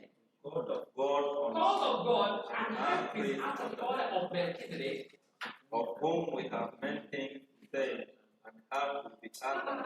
Okay, so from childhood, he learned just like everybody else. And he grew until he became perfect. Consider that. And now, he wants to talk about who? We are talking about who? Melchizedek. Melchizedek, there's so many things to talk about Melchizedek, by the way. But you only find Melchizedek maybe in two places. Just in two places. You don't see much about him. There are many things to talk about Melchizedek. And Christ, having learned from childhood, he became perfect and the author of salvation. And there are so many things that need to be learned from the order of Melchizedek. And what is he saying? Of whom we have many things to say and have to be uttered. Seeing ye are dull of hearing. Dull of hearing. Why is he saying you're dull of hearing? He says there's so many things that he wants to teach you, but you're dull of hearing. Why can't you hear? You're dull. Has anybody told you? Well, you're dull. What does that mean? What does that mean? Though you're old, though you're not a child, but you cannot reason well. And so he's saying, there's so many things I want to discuss with you. There's so many things I want to tell you. So that you see, in a perfect order of salvation, there's so many things I want to tell you, but you're down. See, you're down. I can't even talk. Well, actually, sometimes I think Paul was very good. Telling the Hebrews that he can't discuss Melchizedek. He can't tell them the order of salvation. He can't tell them how people understand from childhood to being perfect in salvation. He's saying, I can't even explain to you, seeing that you're down. And then he tells them why they're down. Continue. For the time he ought to be teacher, ye have me that one teach you again with being the first. So, when you ought to be teachers, the Hebrews, you ought to be teachers, Hebrews. Hebrews, you ought to be teachers. What is happening? You want somebody else to come and teach you. Adventists, when you're supposed to be teaching people out there, sasa mmekaa hapo unataka mfundishwe juu ya maziwa. Ati maziwa. Paulo ndiye anasema hapa. Please listen to it, not me. It's Paul who's saying this. When you ought to be teachers, ati unafanya nini? Ye have need that one teach you again. You have need that one teach you again. What is happening with you? Why? Number one, you're down. Number two, you're sitting there dummies. Instead of teaching you, you sit there to be taught. And have become such have need of milk. And have become such what? Need of milk. Need of milk? And not of Wait. Sasa umekaa hapo. Unataka ufundishe na umekaa hapo unauliza juu maziwa. You need milk. Ebu soma tena. And have become such as have need of milk. Need of milk. You need milk. You need what is milk for? Endelea kusoma. And not of strong meat. For everyone that uses milk. For everyone that uses milk is unskillful in the word of life. For he is a babe. Okay, let's come back to this one here. Who uses milk? And how are babes? Can you reason with babes?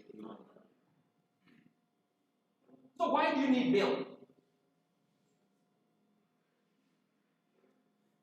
Mzee. Why do you need milk? Paul says,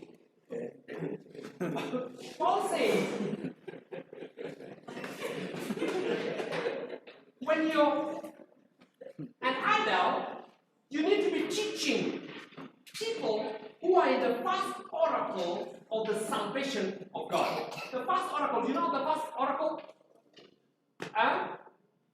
The first order, Hukochini, that is for babes. And you need to learn just like everybody else learns. You need to come, be born, take milk, and be a dummy, and be taught obedience, and be perfect in obedience. It's normal. Look at these ones. How can I come and start teaching you like I'm teaching this one like I'm teaching you? I can't. When I'm talking to Toffin, I talk to Toffin as a babe. When I talk to Mihome, I talk to Mihome as a babe. I cannot come and sit here to start teaching her like I teach you, like I teach the professor there. That one, when I'm talking to him, I talk differently. When I talk to you, I talk to you differently. Which year are you? Second year, I talk to you differently from I'm talking to that one. When I want to talk to that one some complicated stuff, I talk to him as an adult. And then when I talk to that one, it's totally different. That is why by the way, when I came here, I was expecting you people to tell me that no, now it's still kids. No, the children's story. Before divine service. And you didn't have it. Why did you have it? Why did you have it? You didn't have children. No, we had this one. But you didn't have children. So you don't see the need for that. And you say it straight, give us the meat. And so I know that you not. But usually what they do, they have the children's story. Why do you have the children's story? Because the children cannot digest what the adults digest. They do not have the brains to digest doctrinal issues. So they're given a story. They're given a story, a little small story, and then they're told, so what does that mean? They told the story nicely because their brains are so young and it takes long for them to understand. And sometimes you talk to them and they're still looking at you. You talk and they're still looking at you and you wonder whether they've understood it or not, and that's what I'm seeing with you. And I'm talking to you and you're just looking at me. I'm talking to you and no wonder you look for milk. Because Paul is saying here that don't look for milk. Milk is for babes. In that order, when a child is born, they will take milk up to some time. And as long as you're still taking milk, as long as a baby is still taking milk, you cannot reason with them. You can't reason with them. Can you read that again? Yeah, let me for even that one that uses merely is unskilled with the word of righteousness.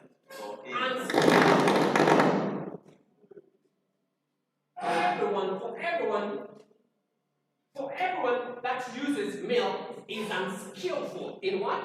In the word of righteousness. In the word of righteousness. So if you're still drinking milk, believe me, if you're still drinking milk, what does milk do? What does milk do? Milk has this glue that covers the nut. It covers it. So that you cannot reason well like an adult. The neurotransmitters, they can't pass like that. They're slower. And that's why even children, they're slower in thinking. So you have to talk to them like children, as long as they're still taking milk. And once people begin to leave milk, they begin to start reasoning. And in that order, in that age where they've completely bewind, that's when you baptize them. We do not baptize children. True or false? It's because you cannot teach them doctrine. They're still babes. They're still taking milk in that order. So as an adult, when you lose your milk teeth, you're given the capacity to reason as an adult and be a teacher. And now listen to what is saying here. Okay? Go to Isaiah. Now go to Isaiah 28. I want you now to go to Isaiah 28.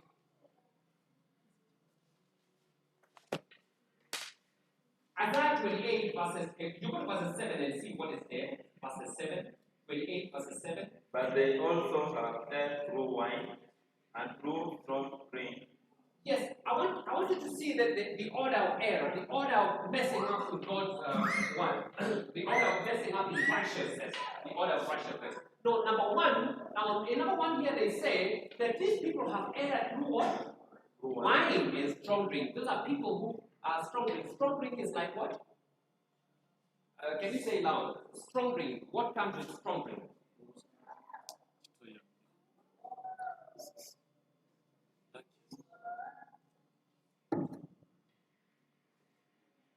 Okay, what comes in strong drink? A strong drink? Chana. How louder? You're fine, microphone. Beer. Beer. Soda. but soda is soft drink. Okay. It's a strong drink. Tea. Music.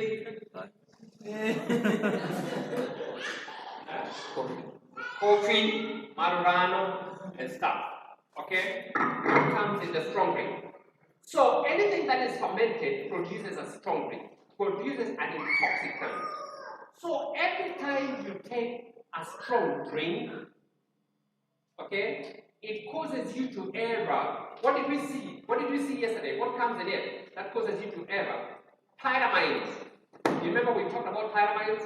The tyramides, they act as neurotransmitters, and they come as false neurotransmitters. So they bring false information, and that's how you're caused to error. A drunkard is always in error in their minds.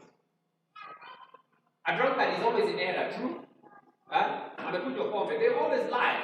You lie to them, they take it, so they lie to you, and even them when they're walking, they go like that because they think, the image is lying to them that the floor is up here, so they want to come climb, and they realize, oh, it's still down there.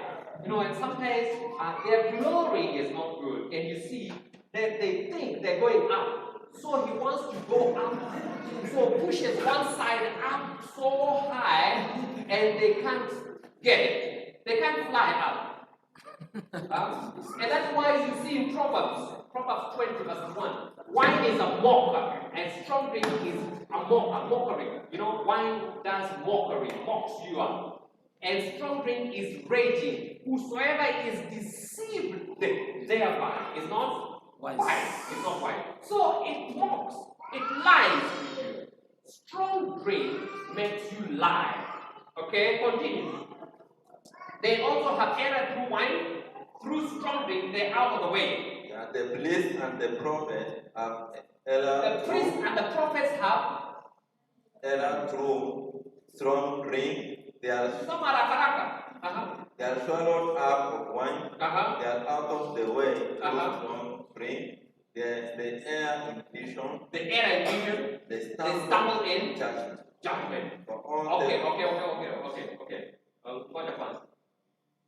Do we agree?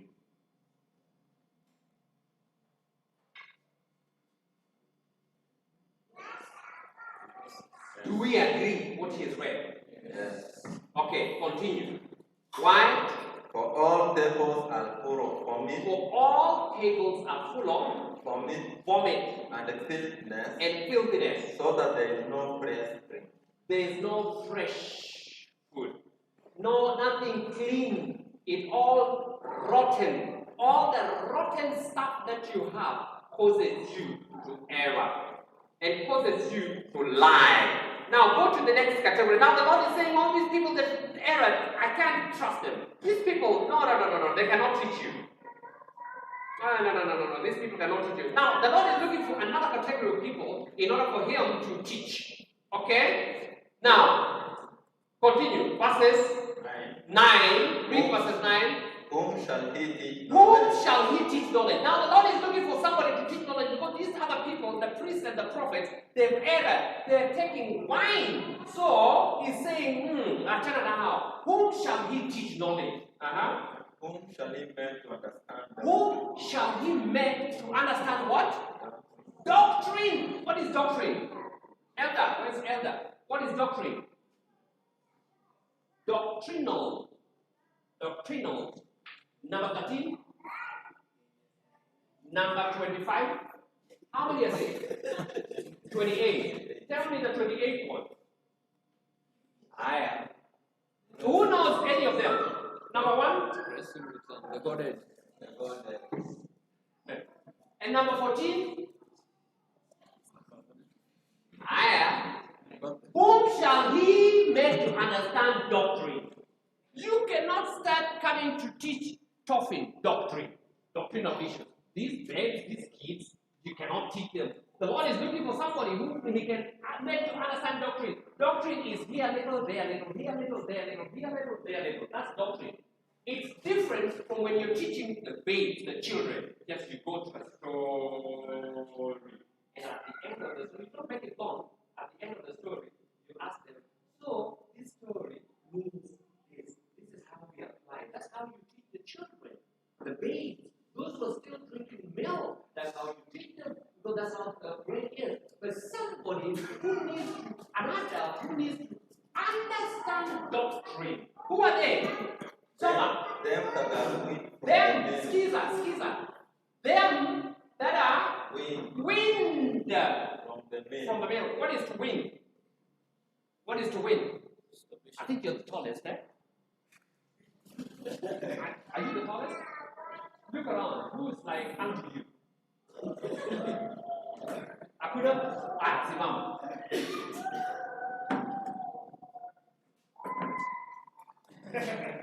He's tall, eh?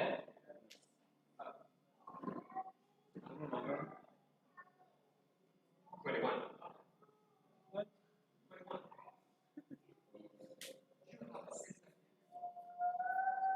You have a sister here. You have a mother here. Anybody with a mother here?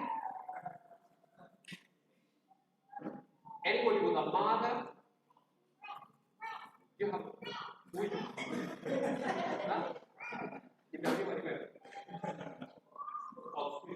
Huh?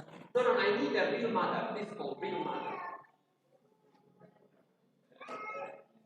Akuna?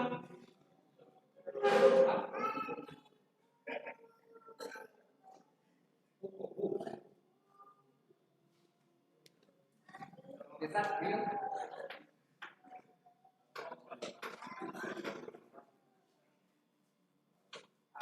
Okay, now question. Let me just come back to you. You have building. Any adults here with milk? Anybody with milk? Akuna? Now, sorry, help that. On the side. But let me just ask.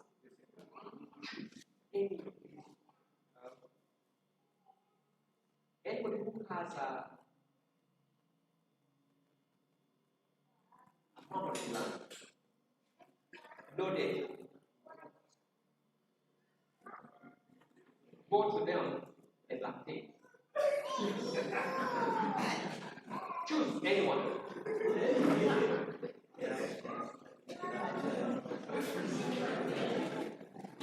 Choose. He's saying it is impossible. Why do you say it is impossible? No. Wait. When you put another material.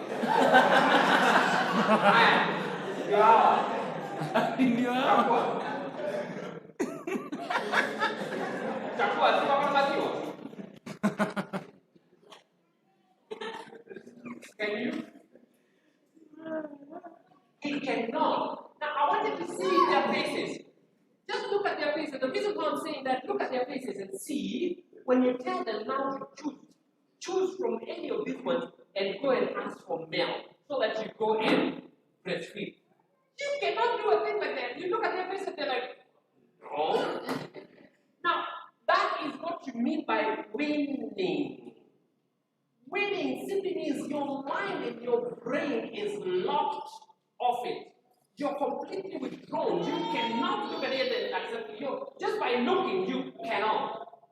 Nobody compares you. It's your own system that has blocked. So just like all of you, when I look at all of you like this, you're wind. You cannot look at your mother's breast and ask for milk. The Lord is saying, them that are wind, if you're a person who is wind, meaning you cannot go for milk. I don't know why you people still go for animals and do that. You go for an animal and you have to look for somebody to do it like that, and then you bring it far away from that place. It simply means you're wind and you're forcing yourself to take it. You're wind, you cannot look at a cow's breast and go there. Ati wewe umepatikana kwa ng'ombe. Wewe umepatikana kwa ng'ombe. Huyu jina lako ni nani? Makenge. Makenge umeenda kwa ng'ombe, umepatikana, labda umepiga magoti. Simamaje pale? Hapo Biblia. Umepiga magoti. He doesn't want to imagine. Who can imagine? Who can easily go to God? Wewe. Who can go to God? Kuna Wamasai hapa. Kuna Wakale. Hebu Mkale mmoja. Mkale mmoja.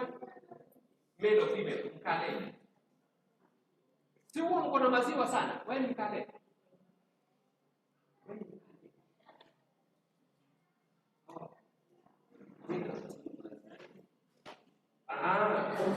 Hebu nikuulize.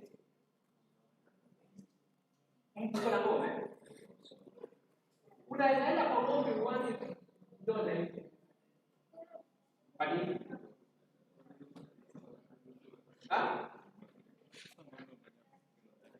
It has to be male. She's saying it has to be quiet, must it be male. What about this one? When this one wants to breastfeed, mama anamilkiwa.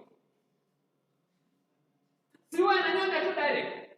Mbona wewe unaenda unamilk? It is because you're already winning.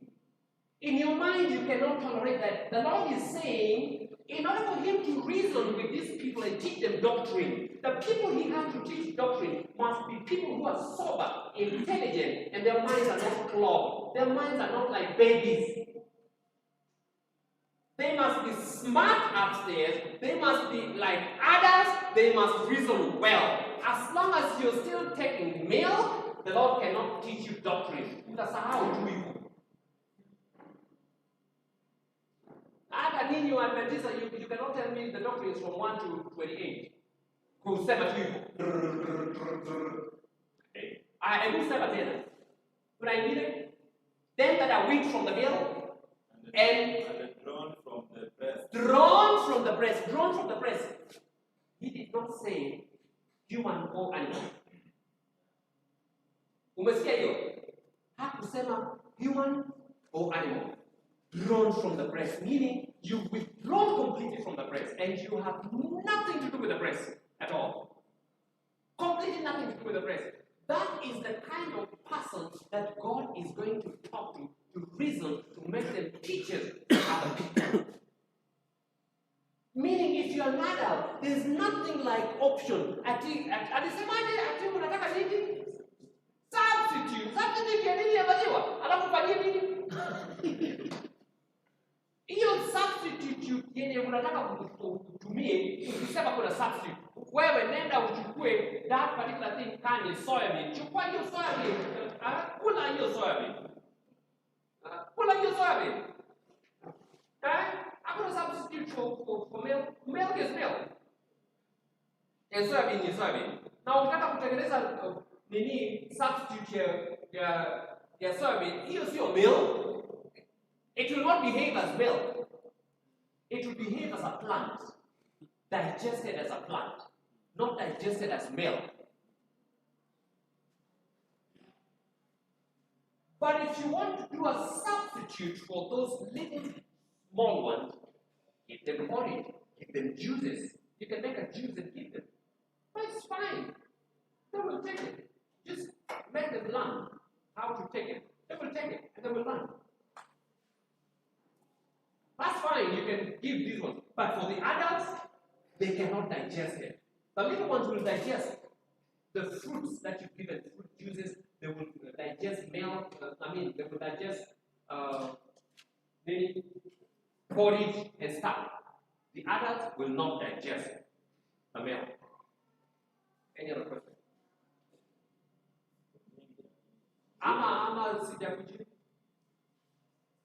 Good. I can see the other fear of the monster. Ya, usiulize kama nimejibu. Amesema hizo zingine nimejibu tayari. Si tumemaliza?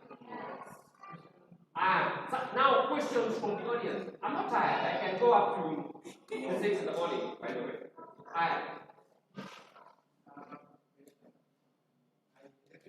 Be audible. Ni wewe ndio ulikuwa huko.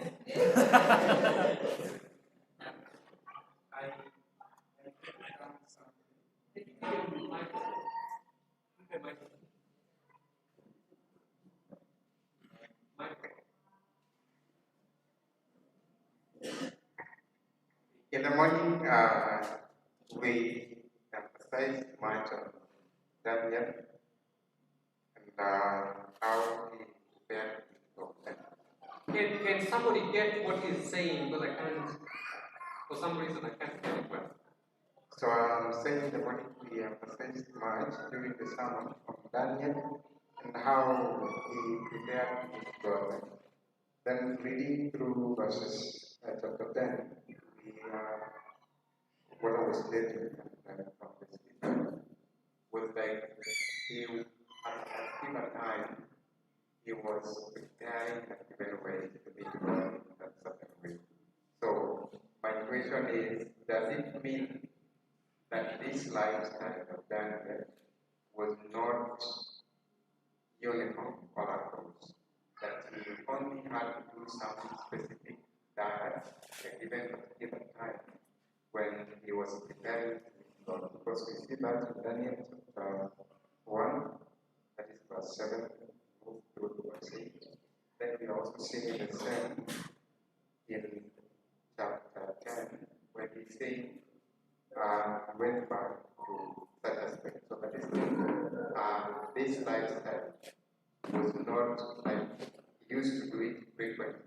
Because within chapter 10, he had to fight from himself and go to the place was not the king. Does it mean that after that he was back to the king? Then if that is the reason, if that was the trend that applied to us, and that also applied towards last question. No. One at a time. Okay. Thank you.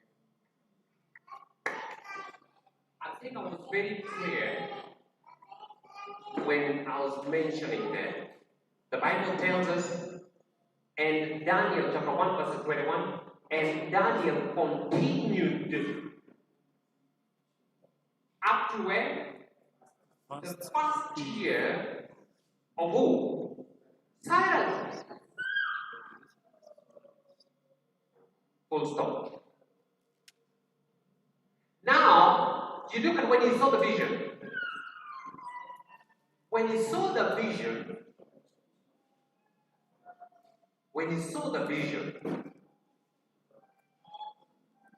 was during the midst. But Daniel could not understand. So Daniel resorted into prayer. Chapter 9. The reason why he could not understand, I don't know, and I can't speculate, I can't just narrate anything. All I know is he was looking for answers in order for him to understand the time of the end. But then, when you see chapter 10 is telling us that Daniel now understood it. Verses 1. But verses 2 tells you now how it happened. In the third year. What happened in the third year? If you want to see and know how things are happening, go to Nebuchadnezzar. When you look at Nebuchadnezzar, my time up? Okay. I think I will answer this one, only this question, and then ingine imekuja tena. Msitume tena, nimeambiwa my time is up. If you want to understand what is happening here, you look at the life of Daniel at the beginning and the life of the other astrologers and the magicians. They could not interpret, they could not understand, and their intelligence was far much lower. Why? Because of the things they were eating. They could not interpret the dream. Daniel 2. You saw that? They could not interpret Daniel 2. And Daniel and his associates would interpret because of what they were eating. Now, you want to see another thing is Nebuchadnezzar in Daniel chapter 4. If you look at Daniel chapter 4, okay, actually Daniel chapter 3. Daniel chapter 3, now Nebuchadnezzar decides to erect a tall image. Erecting a tall image, and he wants everybody else.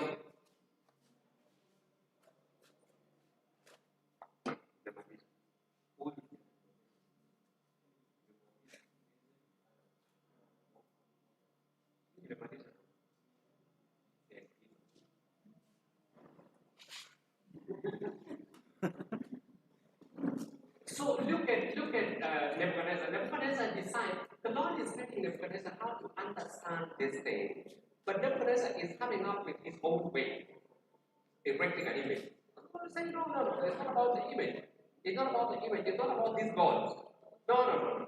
This is the wrong way of doing it. And the Lord comes up with the right way of doing it in Daniel chapter 4. The Lord introduces something, shows a plant, a tall tree that has fruit, and tells Nebuchadnezzar, you're the tree now.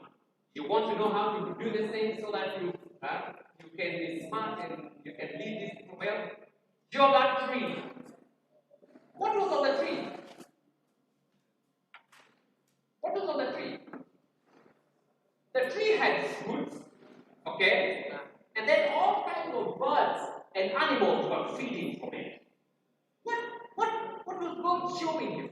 And look at chapter 1, the battle was on food and intelligence.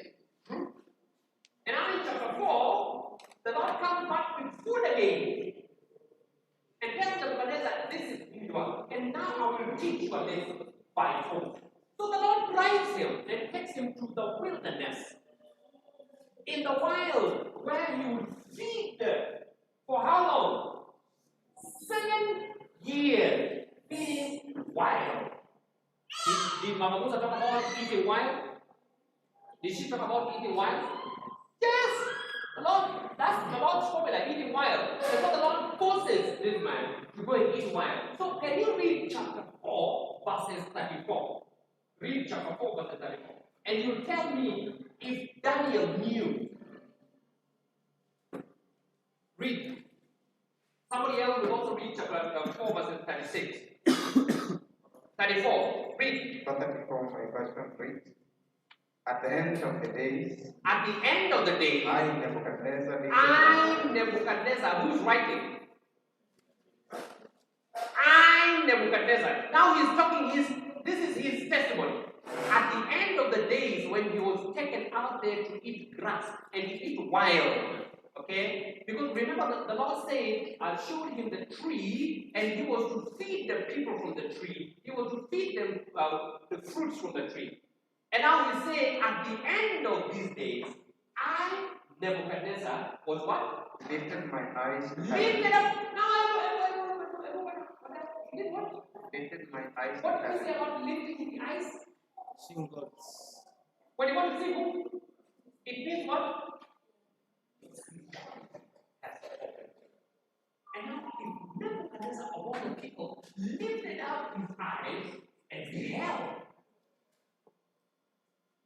My reason. Sasa Daniel ameshindwa kuona, ameshindwa understand. We know that now Daniel is not expecting he has to come to this and he's going back to the same system. Na tutakuonyesha kwamba alifanya ikafanyika. It simply means that this time when he was trying to understand, my guess is something was not right. I'm not speculating, and I'm not talking to Daniel, but it is clear that up to the first year of Cyrus, we're told that he was like that up to the first year of Cyrus, and then we're told that something is not right here. He cannot understand something. And now, in the third year, this is now between first year and the third year, now he changes his system. Not praying, not studying the books, but he decided to do what we did in chapter 1. Now, Nebuchadnezzar says, I lifted up my eyes and did what? My reason to come to me. I lifted up my eyes and my reason returned. My reason returned. What do you do with reasoning? What do you do with reasoning? Huh? Yes! My reasoning returned. So the reasoning had gone. Because it was wrong, because it was false, because it was false. There was no reasoning. And then look at verse 36. Look at verse 36. At the same time. At the same time. My reason comes to me. My what? Reason. Can you read verse 34 again? Says, at the end of the days, I, Nebuchadnezzar, lifted my eyes to heaven, and my reason returned to me, and I blessed the Most High, and prayed and honored him, who lives forever, for his dominion and everlasting dominion. Verse 36. Says, at the same time, my reason returned to me, and for the glory. Can you read King James? Yes. At the same time, my reason returned unto me, and for the glory of my kingdom. Can you read verse 34? Verse 4 says, yes. And at the end of the days, I, Nebuchadnezzar, lifted up mine eyes into heaven, and mine understanding. Yes, this is what I'm looking for. Look at this. This is not saying reason. No. It's understanding.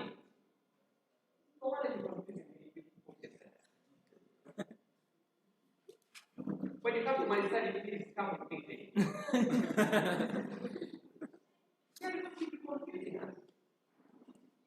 Understanding and reasoning are two different things. There are two different things. Nebuchadnezzar, in one verse, he had understanding. The other verse, he had what? Reasoning. Those are two different things. And that's what Daniel was looking for. Daniel was looking for understanding. And Nebuchadnezzar had understanding came back. Because he did exactly what Daniel did in Daniel chapter 1. And he did it in Daniel chapter 4. And his understanding came back. His reasoning came back. So in Daniel chapter 10, Daniel says, you know, the formula is one. Go back to that system, and your understanding will come back, and your reasoning will come back. That's what he did. So whatever he did after that, we're not told. Because we're told that in chapter 12, Michael jumps. So it's the issue of Michael now. What will end up in thank you so much, and may the Lord be with you. May the Lord bless you abundantly. And I'm going to Brazil.